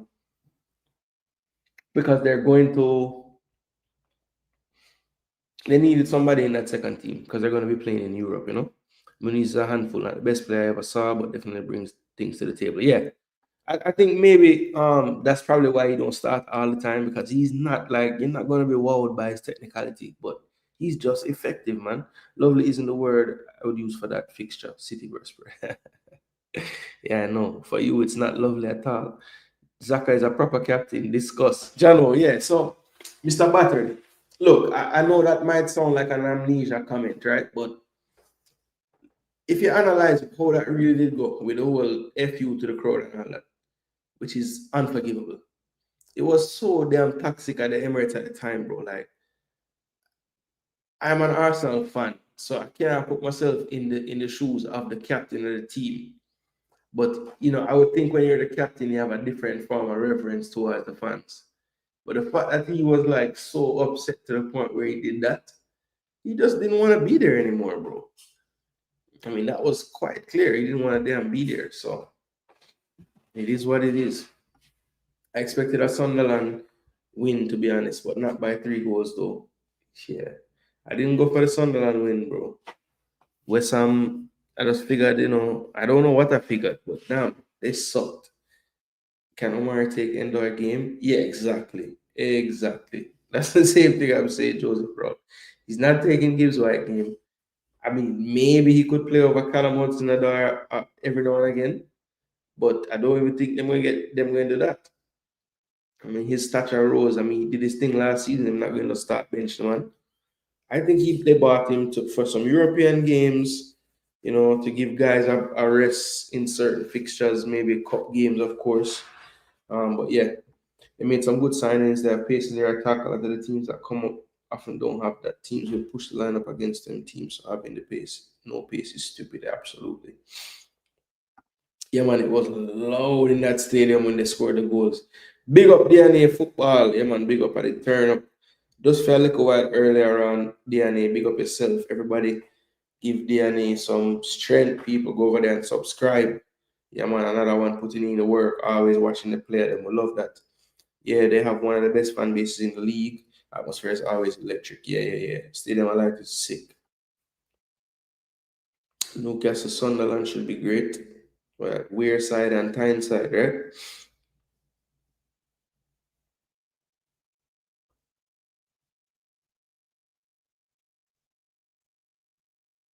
Mexican fans pick a random team around the world to support each year. This season it's Sunderland. Oh wow. That's crazy, Mr. Battle. I never knew that. Yeah, Newcastle Derby, yeah. The weird side, time side is a madness. I'm looking forward to that one. Always was a great game to watch. Yeah. Facts. I can dig that. The red and white stripes kind of remind me of the Chivas Guadalajara jerseys. Facts. Yeah. Can always say that the English Chivas, you know? Richarlison redemption season. Well, I know someone who would be happy about that. I had a prediction about Richarlison that went horribly wrong. But maybe redemption is around the corner, you know? Facts. Frank is a very good coach, smarter than Doctor, unlike most in the league now, including Arteta. Yep. I've seen Frank play back three, low block, press, everything. The man play every kind of style to beat a team. Lucky win for y'all. Yeah, well, sometimes it's better to be lucky than good. That was the case yesterday. Frank likes pace and his teams work it forward fast. Good players get the ball in space too when the coaches build up facts. That's why Mbuma cooked. That's why Wisa cooked. And that's why potentially the Spurs team can cook with the pieces that they're putting around. Because Johnson is a speed demon and so is Kudus. The second goal by Richardson is similar to the goal. Yeah, very similar to that World Cup goal for real. I think Thomas Frank will help him to get back his starting spot for Brazil. Yeah, I mean, look, if he played like the last 3 games I've seen him play, I was like, damn, look sharp, you know, holding up the ball, not losing it, retaining it, laying it off perfectly, switching the play when him get it, everything. I'm like, jeez. It's a World Cup here, so I expect the Champions to get W's in EPL, yeah. And it ain't like anybody in Brazil has really like grabbed that striker spot. So Parker is shit in my opinion. Fulham were struggling. He had Mitrovic on the bench and they couldn't buy a goal. And he had Anguissa on the bench. Yep. Anguissa is one of them players like could never understand how he's not playing in the damn league. Big up to BB's K in the building. Big up yourself, my bro. Almost reached to the Gunners match. Grinders is a baller. What a player is right. Stepped away for a second. Sunderland for land them or what? That slap up. Good to see Nico Gonzalez starting and not Gundo. Yeah, facts. All right, so kind of catch up now to where I was. City legs in midfield, not anymore. Randers has legs. Trust me. Runs around like Rice, but has more. Yeah, he now Rice is somebody who can't change direction. Randers look like he make for change direction. And he's way more close control and everything. And just instincts and the look of scoop pass when he played to Rico Lewis was a man. Yo, the man played a pass there running full speed, you know, man. And just scoop the ball. Yo, that guy is nuts. Trust me. Pep is a legend. He should be gifted a country for his troubles. Imagine when Glassman returns to City.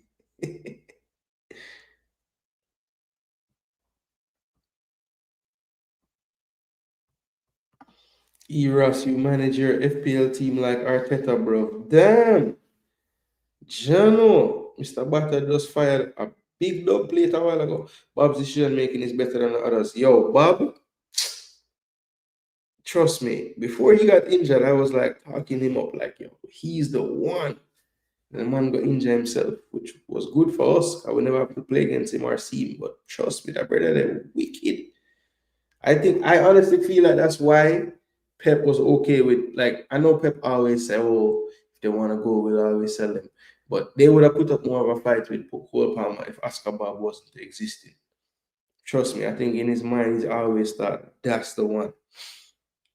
And that's also why he's like not fussed about Savinho either. In his brain, he's thinking, this kid will give me more than Savinho right there in that space. Sitting to get back to pressing hard. Since Holland arrived, they stopped doing it and still have a high line. So the defenders are sitting ducks, kind of a high line and no pressure on the ball.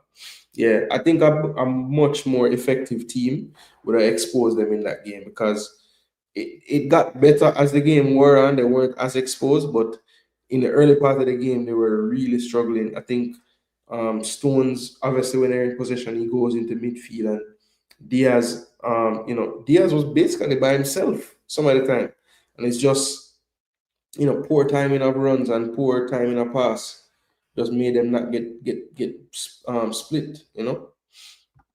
Arsenal should have signed him long time ago. We are a running team, but need legs with quality, not Rice running forward when he has no quality. Yeah, Ryan does definitely. We don't sign Dutch players though. Like, when's the last Dutch player that we signed? Reinders and Shirky combined cost less than Verts. City made the pivot quick when Verts said no. Big club behavior. Yep, that's a fact. The midfielders are decent, but can't have two midfield against City and expect to compete. The shape of the midfield is stupid. I don't like the shape. Everybody's too far apart. Yeah. Yeah, because the players on the right and left are basically playing wing backs. So you literally have, unless you're gonna push one of your centre backs into midfield or drop one of your wide players into midfield, it's always gonna struggle. You lose against Wolves, you're a shit coach. Naive tactics on the day. I rate Gomez and Andre, but that was not the game to be open and expansive in the midfield.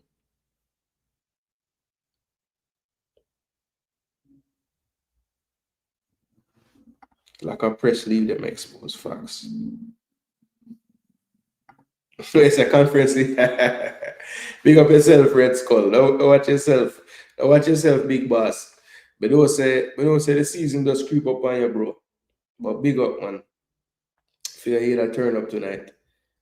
Coach plays the same way in every game. Every time I watch them, I struggle to understand how any coach can fail to beat them. It's too easy, but so many failed last season. It's embarrassing. But Kune just had some damn moments last time, bro. Omar isn't a 37 million pound player. English players are way overpriced and overhyped. Jeez. Not yet, Nitro. Not yet. Not yet. I would take Omar at Arsenal, no jokes. Yeah, I don't think he's overhyped, but he has a start at NF. If he had gone to Brentford, he would be. Yeah, he would have more of a chance to start at Brentford. I agree. Exactly. He needs to be careful because it's a long season. Teams will find it easy to work it. Yep, short passing through the lines quickly and direct football too. I can believe. Can you believe a club bought Jack Grealish for 100 mil? Verts MIA. Eee. What happened to your careers? I missed your take. Oh, I don't reach there yet. I never really touched on Verts MIA. I think that was more of a function of Liverpool's midfield not functioning right. I don't think it was necessarily him not good. Because I said that at first, but then when I kind of did a deeper little look and analysis, and it wasn't really him not doing anything. It was just their midfield wasn't doing what it normally does. So I don't think he got the ball in those areas, that he could have really affected the game in. Brentford was definitely the better option for game time, but we know Hutchinson is an opportunist. He went to Forest because they're in the Europa League. Well, yeah, you'll get opportunities because they play more games. So, yeah. Should he not be an opportunist when he's thinking about his professional career? Or are you saying opportunist because you want to say he was an opportunist when he played for Jamaica? Is that what you're saying? Not for 100 mil, but I don't understand why City bought him. I think he's very good, but he's not a winger and needs freedom. I feel like he was a 10 who could go where he liked. Yeah. And he just ain't better than Silva or De Bruyne, so he can't do that at City. Pep system killed him over coaching. Leon Bailey was his replacement, but Bailey hasn't lived up to expectation. That's why he's being loaned to Roma. But by Grealish is many levels above Bailey, in my opinion, says one. All right. So now I have a big convo. Greetings to the assembled in the building. Big up yourself. Thanks for tuning in, my brother. People, make sure you guys are smashing up the like button. I have a few more games to get through before the big reveal, and then we'll show you guys how FPL went, and then we'll probably get out of here, people. So let me move on to the next game. Chelsea Crystal Palace 0-0. Nothing to talk about here. A joke. Eze, I have to talk about him. Played very well. Scored a free kick. It was taken away. Gay, he fouled. Well, not even a foul. He was within the 2 meters that you have to stand from the wall when the ball was kicked. So it was chalked off. Sanchez got beat for pace, but it didn't count. Big news for Chelsea. Acheampong getting the start. Josh at centre back. Maresca has made it clear in the media that he thinks they need coverage at centre back. They had Fofana, Jurel on the bench, even though they just got him. He was there, ready to play, but clearly the coach didn't feel comfortable putting him in. Fofana was just there, probably to just as an emergency because he's just coming back as well from injury. So I don't think they really want him to play just yet. But they needed bodies out there. Of course, no Colwell, nobody a Shield, so they had to put somebody on that bench. But Acheampong did well. It has to be stated, had a really big challenge one time when he looked like he was gonna get beat for pace. And that kind of helped him out in the game. Chalobah had a strong showing as well. Reece James played well until he came off. I think Enzo was a bit quiet, Cole was a bit quiet.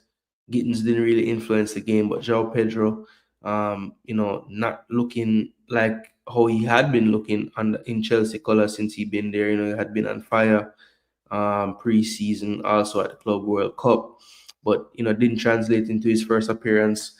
I don't think it's been talked about a lot in as much as, like, let's say Gyökeres's lack of an appearance in the first game, which is quite interesting because I always figured that Pedro, Gyökeres, and now Sesko would all kind of be linked because of the same summer coming to clubs or whatever the case is. But yeah, Pedro's kind of escaped that pressure of Chelsea signing him as their new striker. Somehow, I don't know how that works, but yeah, I didn't hear anybody say, "Oh, Pedro went missing this weekend." I don't know. He did go missing though. I watched the game. He didn't do anything.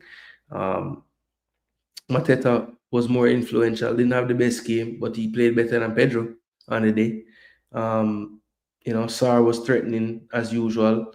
But, you have to give Chelsea's defense credit, I think, in those moments where Palace looked like they might have gotten a goal or something like that. Chelsea really held them out. And then it was really a hang-on situation for Palace for large stretches of the second half. So let's not go around it. I mean, Chelsea could have easily won this game.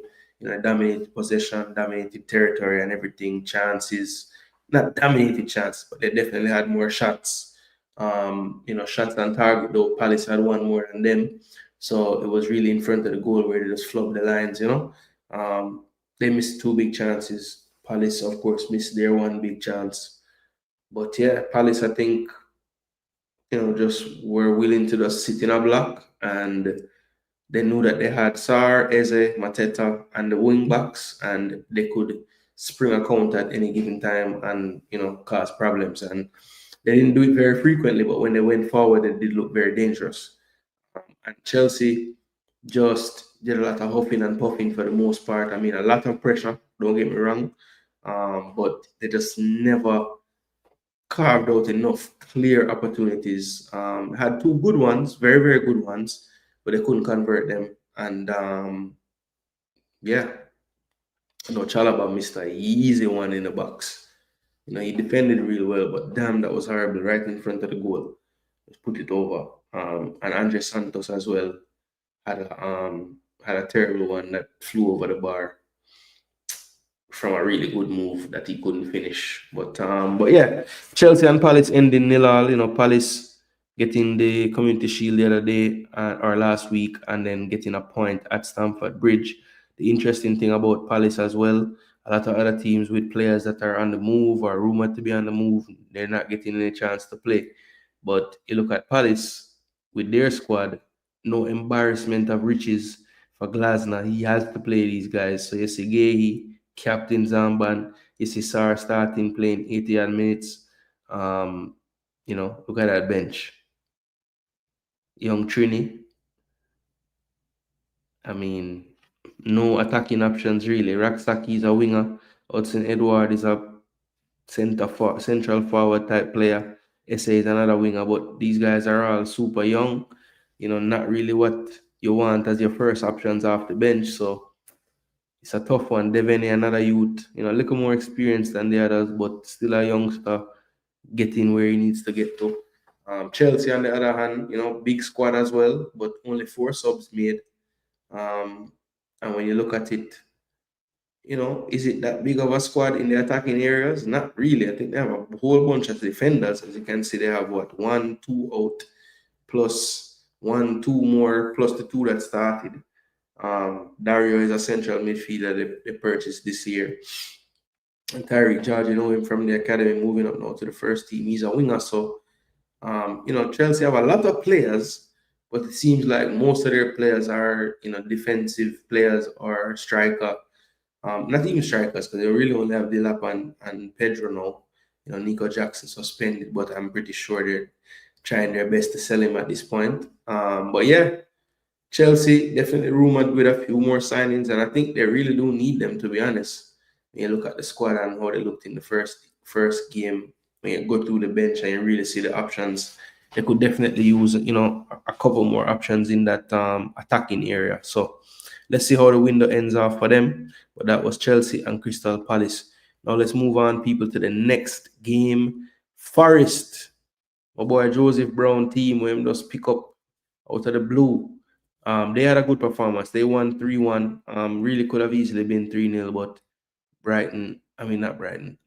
Brentford did get a penalty in the second half. Really stupid handball by Sangari in the box. Didn't really need to do it, but kind of just lapse in judgment for a split second there, causing the penalty, and then Igor Thiago got off the mark.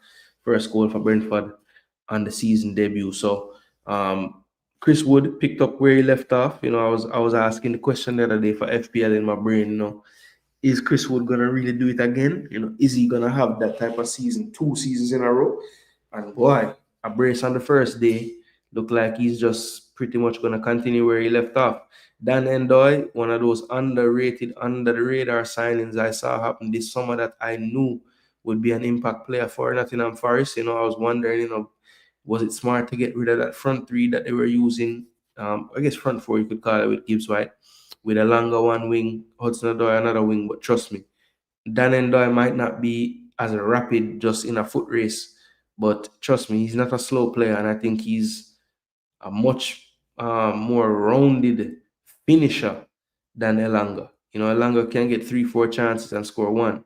I think Endoy needs a half chance and he scores. So I think that's going to be a huge difference. Even the goal he scored that finish, that diving header, was brilliant, right? So Dan Endoy, I think he's going to go as one of the better signings of the season when it's all said and done.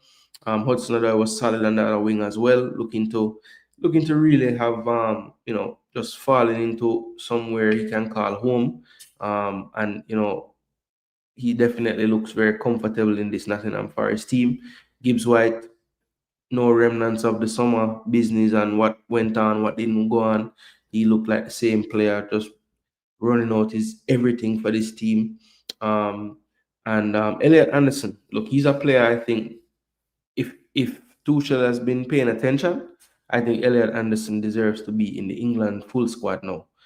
He has been so consistent, really flew under the radar in this Forest team because the central defenders, the goalkeeper, the fullbacks, even obviously the striker, the wingers, they got all the plaudits. Gibbs White. I think the unsung hero of that entire season last year was this guy, Elliot Anderson. So consistent. I think his quality, I think maybe just playing last season, playing the Euro Under-21s as like a leading player, you can tell even in his first game, like he's taking on more responsibility in this team, just involved in a lot more actions, a lot more of the build-up phase. He wants to come get the ball off the centre-backs more now. Just really stamping his authority on the game. And I think he's going to continue to just steadily improve because I see a good player in there. His assist was brilliant as well. It was kind of like a quick situation. Chris Wood, IQ on 1,000. As soon as the ball turned over, the man was dead sprint. And he didn't even look back. He just sprinted. I was like, if somebody sees this and plays it, I'm going to get in. And Anderson played it beautifully one time. If he didn't play it when he played it, he would have been offside. And it went around everybody. Forced Kelleher to make a decision. Chris Wood wasn't the cleanest beating at the goalkeeper, but he got around him, slotted it. And at that point, it was already 3-0. So going into halftime, we knew this one was pretty much over. Have to give Brentford a little bit of credit. They did at least offer some kind of pushback in the second half. It was a stupid penalty to concede, but on the balance of the second half, maybe Brentford did deserve a goal. And they definitely had a much better second half, So, 4 big chances to 1, as you can see, the big chances even in the second half. So, Brentford at least showed some signs of life towards the end of the game. I think they have brought in Otara from Bournemouth, so they'll get some kind of attacking reinforcement. I think they can use a wide player as well to go with Igor Thiago. I think the players that started this game, when you're talking about Keane, Lewis, Potter, and Carvalho, they really looked like they weren't going to cause any problems on those flanks. Yes, they were playing 2 formidable opponents, but there's not enough output from those 2 players. So I think the addition of Ouattara will help put him on one flank. I don't know if Sade was an injury concern, that's why he didn't start, but for me, Sade has to play. When I saw Mbeumo was gone, I said, okay, well, Sade is the player I would be putting on that wing, because I think he's one of those few players that, I think he actually does play better when he plays on that wing with his strong foot. So I would play him right there on the right, and then you bring in Otara, you can play him off the left, and you have Igor Thiago, and then all of a sudden now, it looks like something a bit more formidable. So Forest 3-1 win, picking up where they left off in the earlier parts of last season. Did run out of steam a little bit towards the end, which costed them a place in the Champions League, but they will be in the Europa League as mentioned earlier. So Man United, Arsenal, people, the game we were all waiting for. The game we were all waiting for. We couldn't wait for this game, people. At Old Trafford to start the season. What more could you want? People, this game was not one that will be remembered for a very long time. Only if, and this is a huge if, people, Arsenal were to go ahead and win the league this year. You look back at a game like this and say, oh, that's what champions do. When they don't play well, they still win the game 1-0. But people, I'm telling you, they could simulate this game if you had the same events take place in the game. Again, I don't think Arsenal maybe wins 1 more out of 10 simulations, because we did have some opportunities and a few breaks where we were so wasteful. And the praise that I gave Spurs earlier for like their spatial awareness when they're counter-attacking or transitioning or even just attacking period was so on point. Nobody was in each other's way. They didn't run through anyone's lane. They didn't make it easy for passing lanes to be blocked by the defense because the spacing isn't right. Arsenal did the opposite on this day. There were at least in the first half alone, like 4 to 5 situations where we won the ball in our defensive third, released Odegaard, released somebody, and then we're running 3v3, 3v4, 4v4, good situations, and we don't end it with anything dangerous, not even a shot, not even a corner, because those are dangerous for us. So it was just very frustrating. And then, Manchester United, Arsenal forgot how to beat a press. It was remarkable. We had no clue how to beat the press. I've never seen it so bad.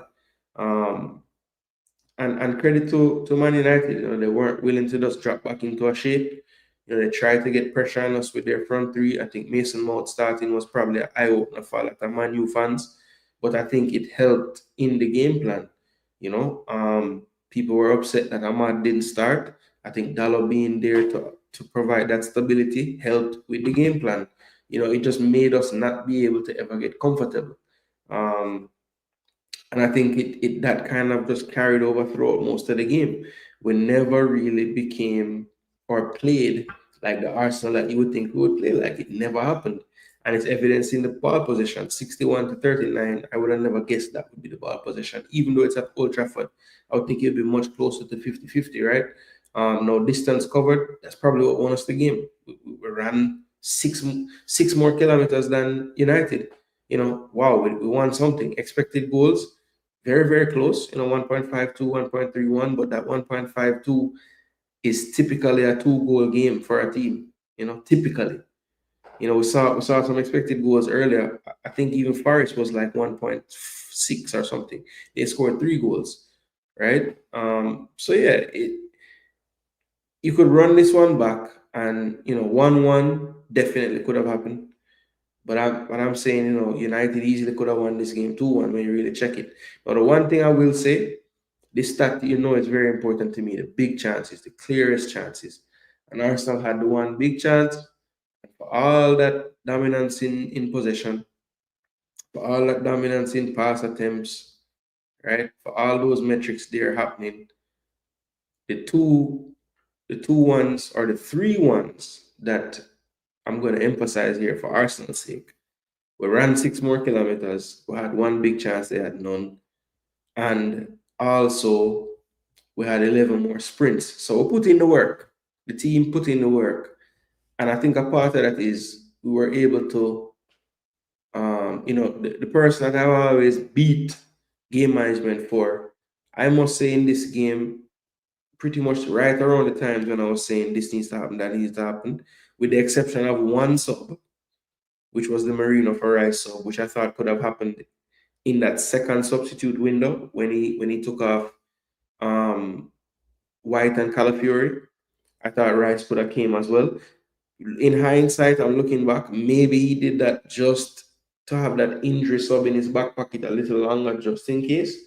But Rice was pretty much dead on his feet from about 65 minutes. I don't know how he was so tired.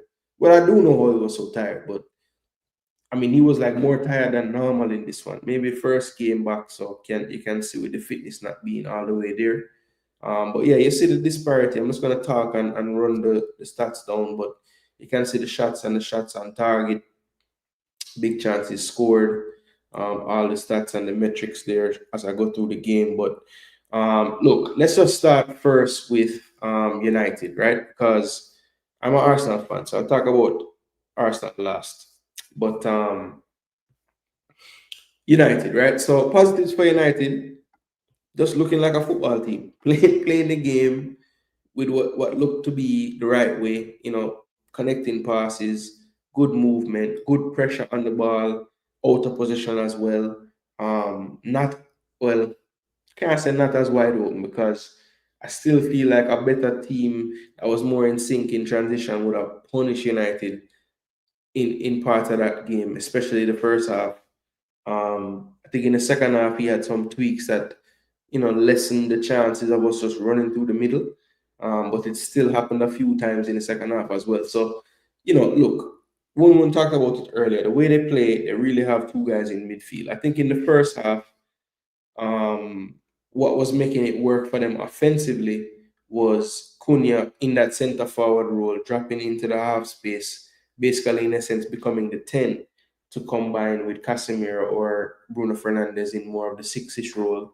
That was helping them out. But then it was hurting them in the fact that Cunha was so involved in the bringing the ball up the pitch. When they got it up the pitch quickly, Cunha was never able to catch up with the play and get into the box.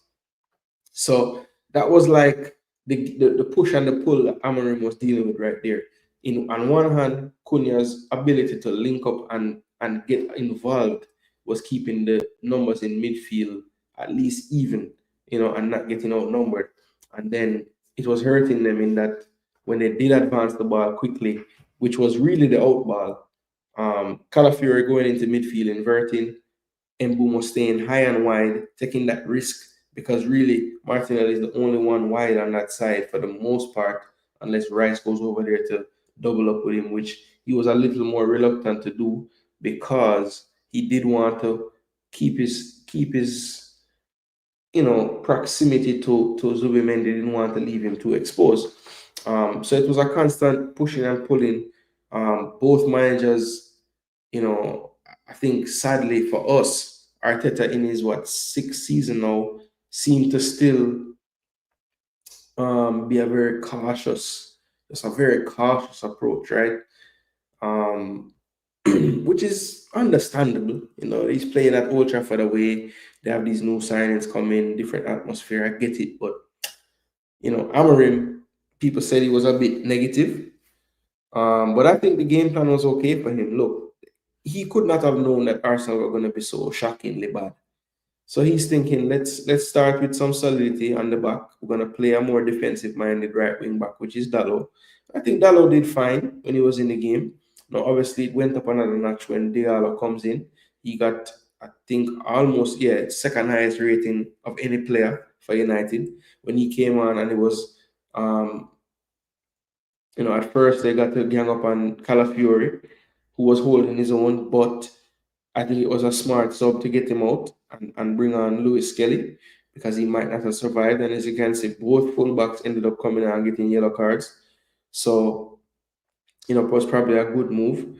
Now, Ben White was listed as an injury exit, and this is something becoming way too frequent. One right back goes down, the other one comes in, he goes down. So, we need to figure out this fitness issue with these right backs, with everybody on the damn team.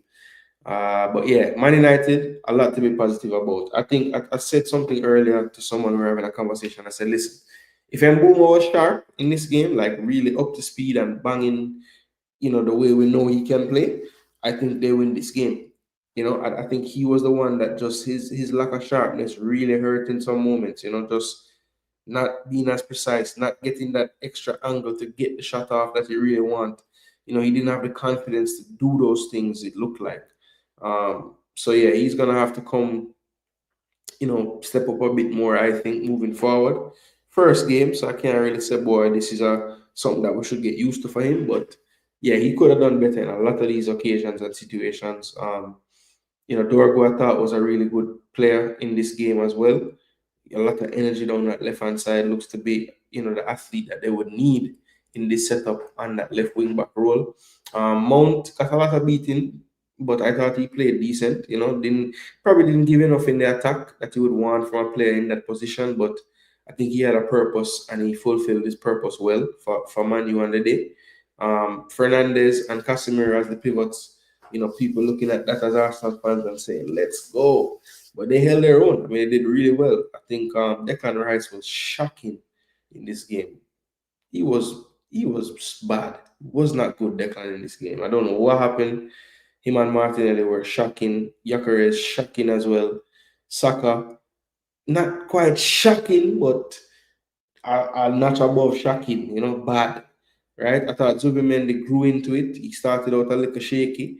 I thought he got better as the game went on. And ended up with a decent rating. And Odegaard gets a 7.6. And to me, based on the situations he got himself into, he should have had like a 9 because he could have slipped players through. He could have gave Gyökeres a 7.5 if he would just play the damn ball. He held on to it about 3 times too long when the runs had been made, and you got to release. Play the damn ball. Lose the ball with a pass. Let me see the man stretching, broken his leg to try to cut out your through pass that he just played. But we'll never know if it would have made it if he never played it. So Odegaard, please, may I beg you, play the man early. Gyökeres is not going to come to your feet like Havertz. Once you get the ball and you turn, I'm begging you, just look for the angle to play the damn ball. Play it, man. Let the man dash the chance if him dash it. But let him get a chance first, please. So yeah, Manu, Mbuma, get your fitness up. Cunha, get into your Mason Mount role and you're more effective overall because you want to drive the ball forward anyway and you're not really going to get into the box late. So you might as well just play the role Mount play. Sesko, get your fitness up because you looked at shell yourself as well. I was calling them said that Sesko looked like a slug. I would say, well, Gyökeres looked like a sloth. So 2 of them look like they need to get up to speed. Gyökeres, it wasn't really so much the speed. Like, he actually looked faster than I thought he was in the game, to be honest. The problem was this man foot and him body wasn't really working with his brain. I mean, he was doing Havertz things. He was running, leaving the ball, tripping over the ball. I mean, it just was not clean at all. And it's like you hear some sound bites in the week, even before the game started, players that played with him before. One guy that was with him at Brighton said, when Ben White came to the team, you could see in one day the type of level that he could attain in the game. And he's like, he played with Gyökeres for a season, or trained with him at least. And at no point would he have thought that, he would one day be the striker for Arsenal. And, it was not so apparent what his ceiling was in the game. Now, what that means, I don't damn know, because, people get better late in their careers sometimes. That's how it go. But, you can't discount it. I mean, this is a guy that did train with him and see him up close for years, so, or at least a year. So, yeah, you can't just overlook it completely.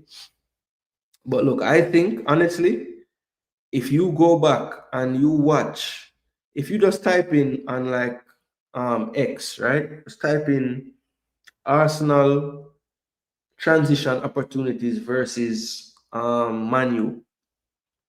Somebody compiled a nice video. I wish I should have jotted it down so you guys could go to it. But I just searched. I didn't even search for that. It just popped up, and then I went away from it and I wanted to see it again, and I searched that and I found it, right? And he highlighted, when we won the ball, where it was Zubimendi, a clearing head, and it fell to us, and we turn and we have the ball in the middle third now, running towards the half line and beyond. We had like 3 or 4 or even 5 opportunities like this, good numbers, everything.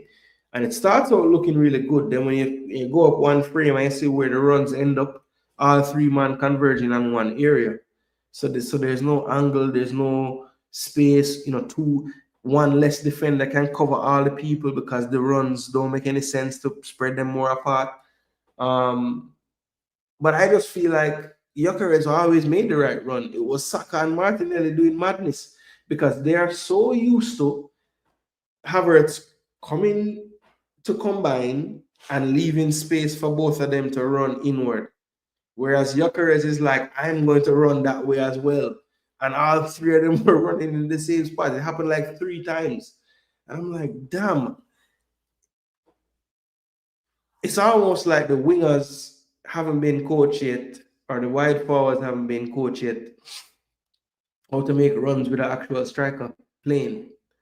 Because typically whenever Havertz makes runs and he's playing striker, it's like diagonal towards the corner flag. Gyökeres is like, the hell with that. I'm gonna shape my run outside first and then come back in. I want to be running towards the damn goal when I'm running into a 2 pass. So they're gonna have to get used to that and adjust accordingly. They might have to think about on breaks, not bombing, and actually, staying on that level to collect a pass to then play to Gyökeres instead of running into Gyökeres' space every time. Because that's all happening very, very much so. And if you notice, most of the times Gyökeres got on the end of anything, it was in that left or right channel. So it's like Arsenal's wide forwards are programmed to kind of not run into that space because that's where Havertz likes to drift towards when he plays striker.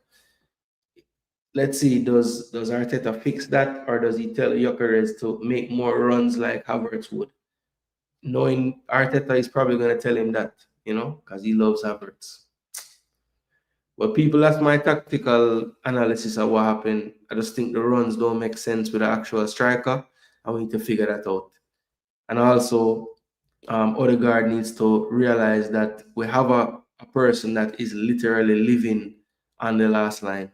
So you don't need to hesitate when you turn in midfield and you look up. Just look in his vicinity. You have quality to play those passes, but I just feel like your brain ain't programmed to look there because for so long you ain't had that really.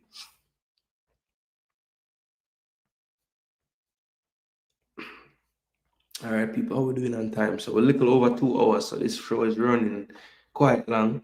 But I know I probably missed a lot of comments during the Arsenal United talk, but I wanted to get through it. The live chat replay is there, people. So I will go back and see what you guys were saying in real time, just because I like to get context of what people think when I'm saying it. And of course, if you're watching this on the replay or at any point, maybe you're a United fan or Arsenal fan, you just wanted to hear me talk about this. What I start to do, people, is try to splice up some of the content. Maybe I'll put out in shorter form, just talking about separate games. Maybe that will be a good way for those who don't have the time to sit and watch a show for this long. They can at least get some of what I'm bringing to the table. So that's what we'll do, people. Try to keep it organized and keep it game by game so that I can splice up the content and put it out little by little. So if you're a United fan, you want to hear my take on your team, you can just watch that part of the video when I put it back out. All right. So yeah, that's a good idea to move into the future with. But people, let me hurry up and move along. That is the game yesterday. We talked a little bit earlier on about this final game. That is Leeds versus Everton. And of course, we'll have much more talk about the Arsenal Man U game, the preview show. We always look back at recent results. So don't worry if you didn't get to share your take with me in real time. I'm sure we'll get the time as we move along here. All right. So this was the stats of each player today in terms of sofa scores, analysis, and rating. As you can see, a little bit better for Leeds in the overall rating. And they were definitely good value for their 1-0 victory. Basically, Everton decided to play one half of football today. And even in that half, they didn't really decide to play football. I don't know what they were doing for the most part. Leeds was all over them in the first half. It's ridiculous. If you look at the stats in this game, which I haven't yet, but I can only imagine the first half. Okay, there you go. 63-37. That's crazy. 0.75 to not even a 0.01 expected goals for Everton. Then second half, much better.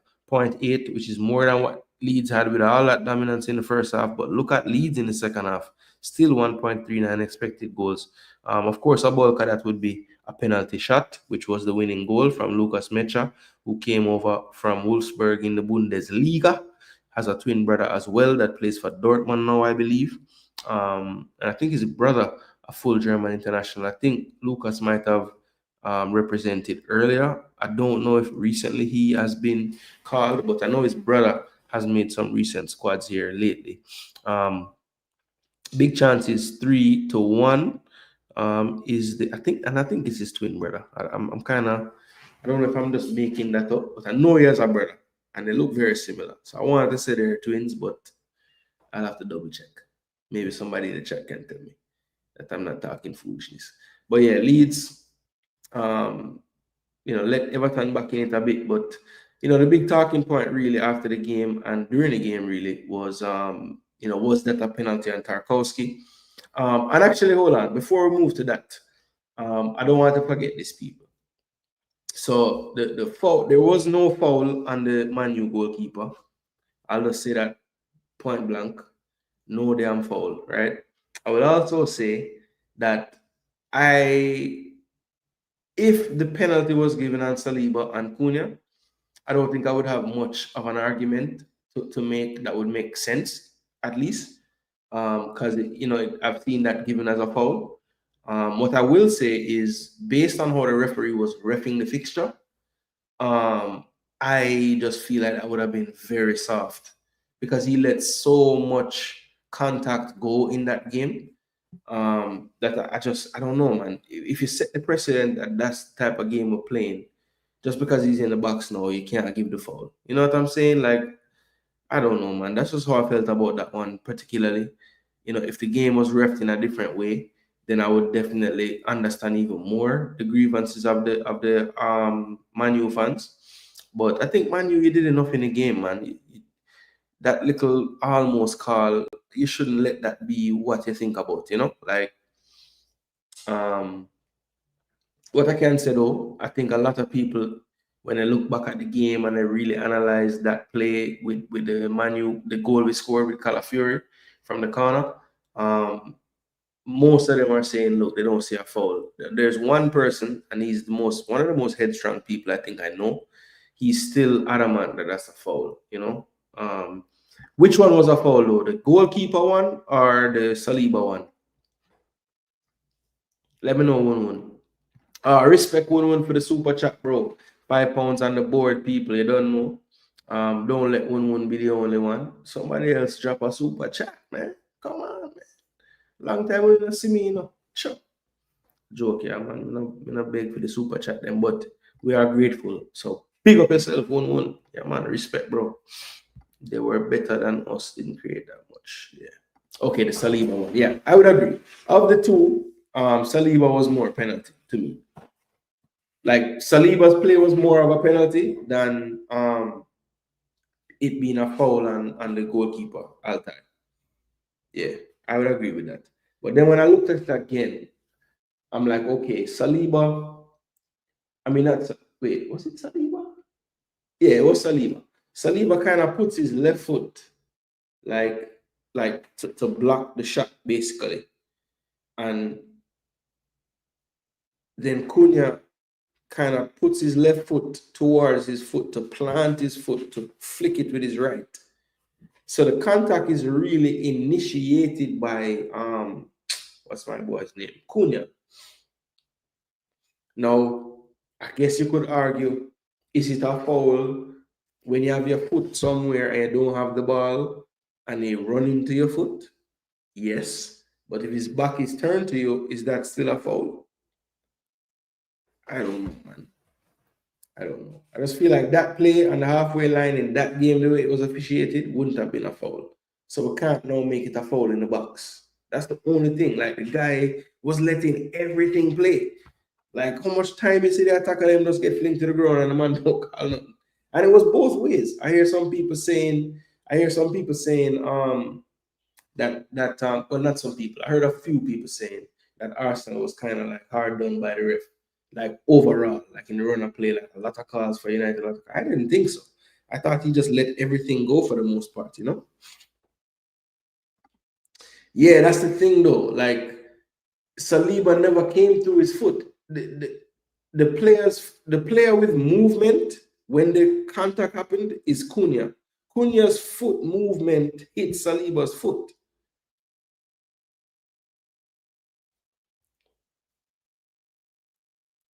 Yeah, that's what I'm saying. Like at first, it looks like Saliba sweeps his leg and takes him out. But when you really watch it again, it's actually Cunha's foot going towards Saliba's that causes all the contact. So I see how they could have looked at it even after and not gone to VAR and said, look at it, because it was really kind of like an incidental thing. Because the man is just planting his left foot, he wasn't turning to run. He's planting his left foot to then flick it behind his left foot with his right because it's coming across to him. So yeah, like the striker in me saw exactly what he was trying to do. And yes, if I'm Cunha in that moment, the minute I touch anyone, so I wouldn't let the reaction I want in a foul, I wouldn't let that skew how I'm thinking about the play. I'm just thinking of it logically. If the defender is anticipating you're going to try to flip the ball or put it towards the goal, wouldn't it make sense for the defender to put his foot down to create a barrier there? So, I don't know. It comes down to interpretation, but I just think that all calls in a game all of those calls that are obviously, and most calls are like, it's not that cut and dry, it's going to be an argument, right?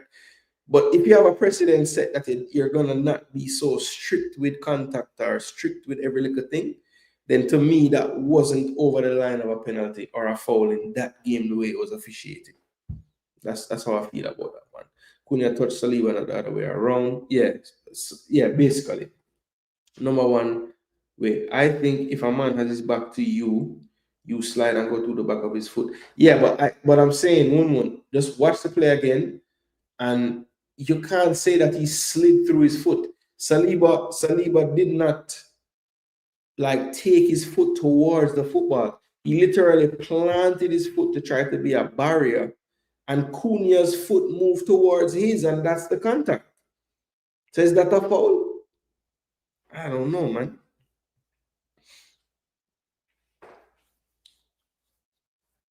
I don't know. Tough. But the Everton one, was the Everton one a penalty, people? Because that's really the last thing we can talk about this game. The Everton one, was that actually a penalty? the Everton versus Leeds game today, was that a pen? What you guys think, people? Still 11 are you hanging on in the late night here. What do you guys think about that Everton call? Do you think that was a good call? Because it was called on the field. It looked like the assistant ref and the referee were having a convo. I thought it was a pen personally, and if I made that tackle, I would expect one to be given. Fair enough. So one would say the Everton one was a pen 100%. So okay. So regardless of if your hand is in the silhouette of your body, as they call it, right?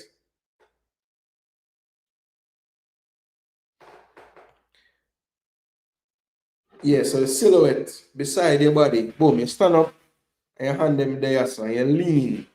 Now, if you don't lean far enough and it hits your arm and not your chest, shouldn't it still be a penalty?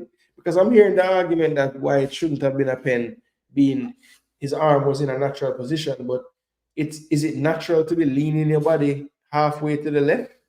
I don't know how natural that is. So yeah, I was okay with the pen call. I don't know why the big, can't believe it was given. I don't get it. Question is, was the referee consistent throughout the game with his calls? Yes, he was. I agree. I think he let stuff go. He was doing that all day long. Penalty, in my opinion, says Jaguars. I think you're referring to the Everton one. I think it was a pen, but as a goal should have been given. Yeah, well, based on the letter of the law, it couldn't have been because they didn't call a foul on the guy. They said that he was standing too close to the wall, which, if the rule is 2 meters away at least, no one can argue that when the ball was struck there, he wasn't literally brushing shoulders with the wall of Crystal Palace. So, I mean, it's a terrible way to not get a goal. But, I mean, based on the letter of the law, the ref had to do his job.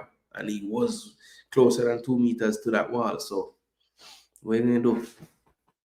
I mean, that would be sad if that was Arsenal. But, again, I would have to just be honest with you and tell you, that's just how it has to go because that's what happened. All right, so people, before we reveal the winner and the donkey of the week, which I'm sure people don't really want to see so much, let me just give you a quick snapshot of how we did in the fantasy this week. So we're in a few leagues this year. You see the name, One Chip Yak. Play on words, obviously. But yeah, let's look at the leagues we are in. So we are 15th in this King of Jamaica League. Don't know how many people in this one. Let's see. About 38 of you lot in this one. So a little bit better than middle of the road. Now this one have like 500 odd last time I checked. So if I'm in 196 here, it might sound away, but there's plenty of time. Sports DTM, big up to T-Got and crew.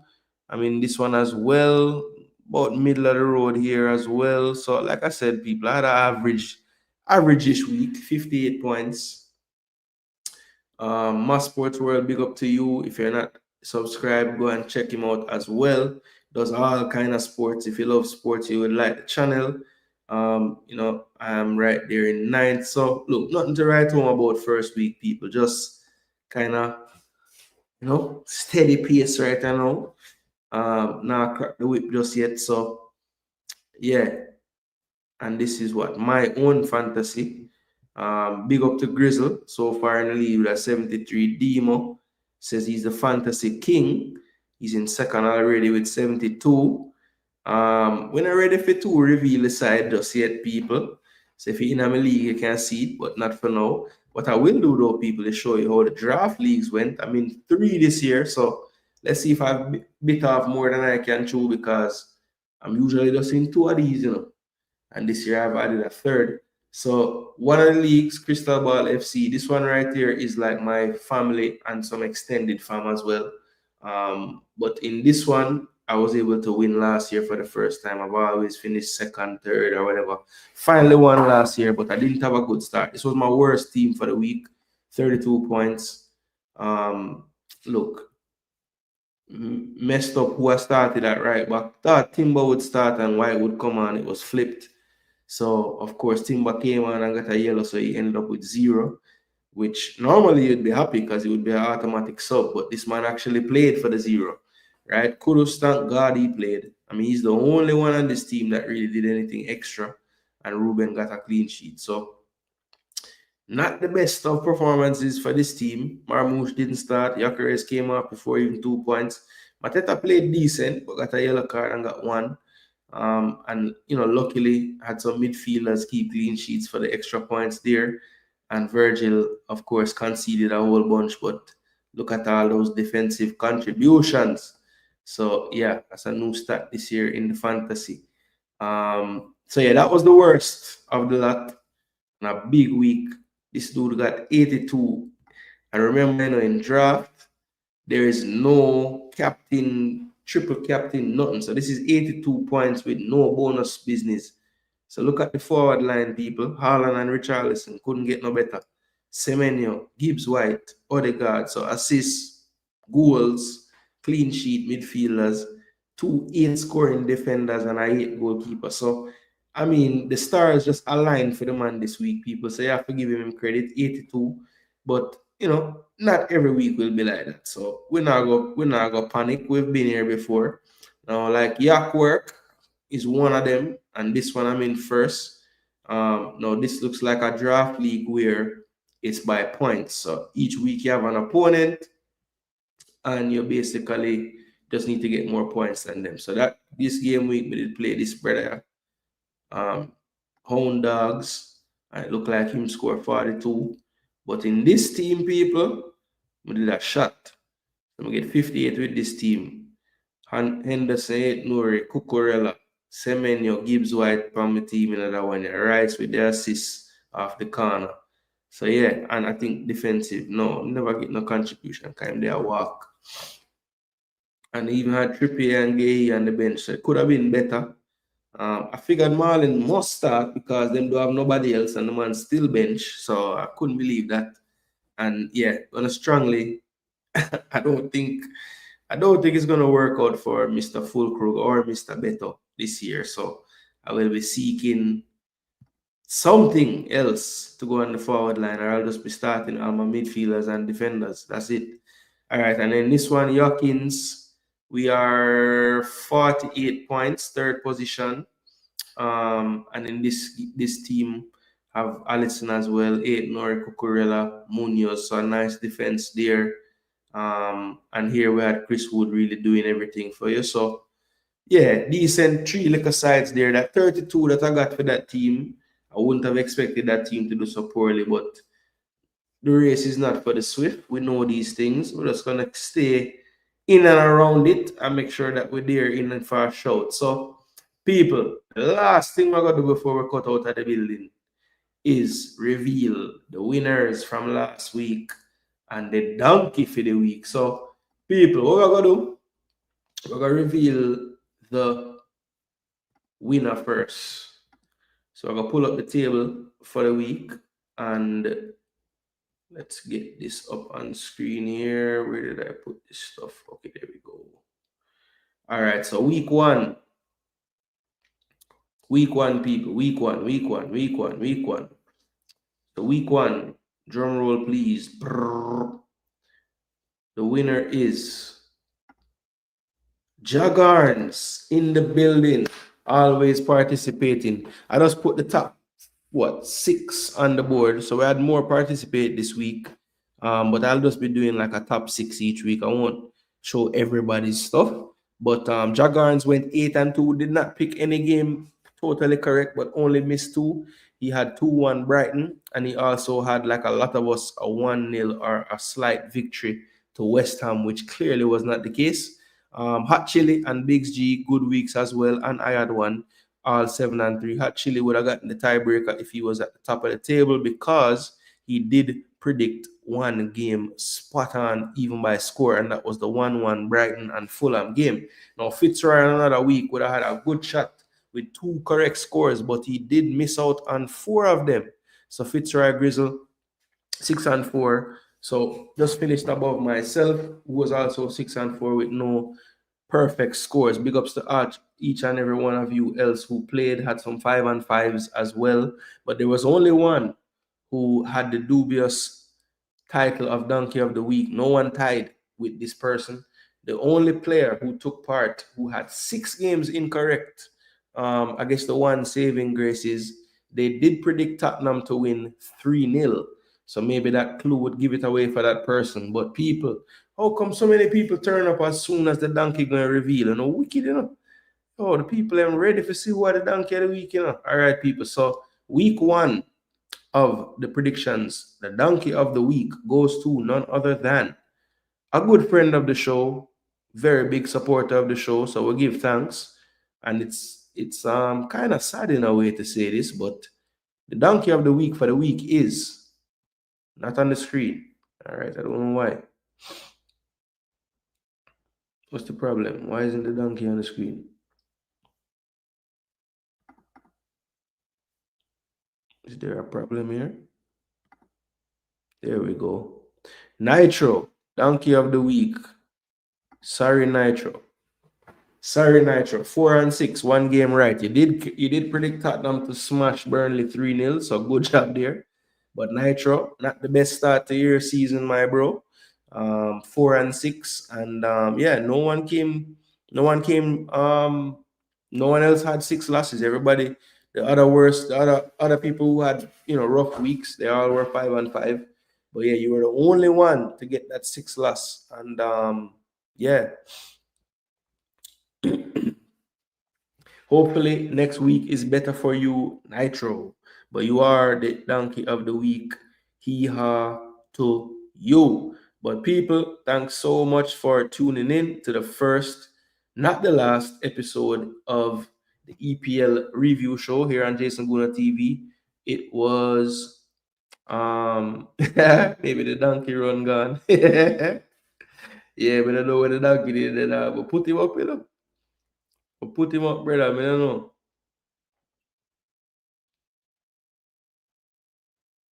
All right, let me see what the people them say about the other pen. If them say anything, in my opinion, it don't matter where your hand is if you lean into the ball with your body. Yeah, I agree. The lean part negates the whole silhouette thing for me because you've made your body bigger by leaning that way. So yeah. Jason, since we have so many players in the championship, would it make sense to do an EFL breakdown during the match week or a player highlight show? Just I thought. Yeah, so Joseph, like I've always considered the Jamaica content separate and different from like when I do content about the EPL, just because I really do like cover the EPL just in my spare time. And the other times what I normally do when I'm watching football is I will use all my other time watching football, watching all the players who play for us or could potentially play for us, whether it's on the girls or the boys side, as well as watching the Jamaica national teams when they're playing youth and everything. So, but I don't know, man. I don't know. I feel like doing a show. I should do a show weekly about all the players. I should. I just don't think I'll ever do a show as all encompassing with the EFL as I do this. That's all. But yeah, definitely. Whenever time permits, I will. Because I watch most of the players anyways. I could talk about them as well. I think that would make sense if Jason has the time. Yeah, for sure. For sure. Whenever I have time, I will. I've been really busy these past few weeks when I really check it.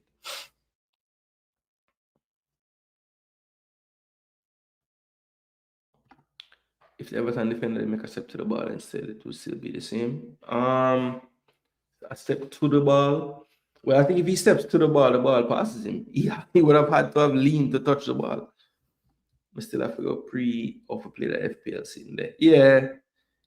I did it once for fun, and then last year was the first time I joined. Well, second time I joined leagues. 3 years ago I did it for fun. I've always been doing the draft one, but the whole triple captain one and the bench boost and all that, I really took it serious for the first time like last year. For really, he's a busy man plus family. It would be good with him or JD kind of in-depth analysis since we have the bulk of our players there. Yeah, well, look, I know JD doing some traveling right now, like a holiday for him, but we did talk about potentially linking up for a show or a few. So it could be in the future, people. It's just the time frame difference, like right now, it would be starting him day basically. So there's no way him could have do the show with me right now, Attacking players must be 1 meter away from a defensive wall now. Yeah, exactly. All right, big up, big up, big up. Thanks for tuning in. I know sometimes you might watch, but you don't normally comment. So big up for dropping a comment. Rule been there since 2019, apparently first time. Yeah, it might be one of those crackdown things, Mr. Butter, because I saw a list of things that they are really. I don't remember that being one of them, but maybe that was on like the secondary list they never put out. I don't know, because I've never really seen that looked at so much, you know. Yeah, never seen it enforced before. Yeah. True. If you're gonna have the rule, freaking use it for real. Yeah, problem. Yeah, because you'll see this next week and it's not called. That's a fact, Mr. Butter, for real. Yeah, man, Jagans, well done, man. You win the damn league, man. Man, stunned. Big up yourself, man. You earned it. Yeah, who was the first keeper? The first keeper I saw reach, was it Dubravka? I think it was Dubravka that I saw that happen to with Burnley against Tottenham. Yeah, man, and a big up Jagarns team work, you know. 8-2, a good score, man.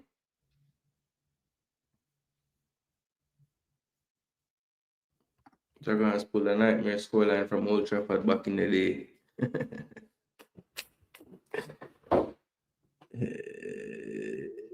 Yeah, man, 8-2. Luckily, it wasn't the score in our game. Consistency is the key, man.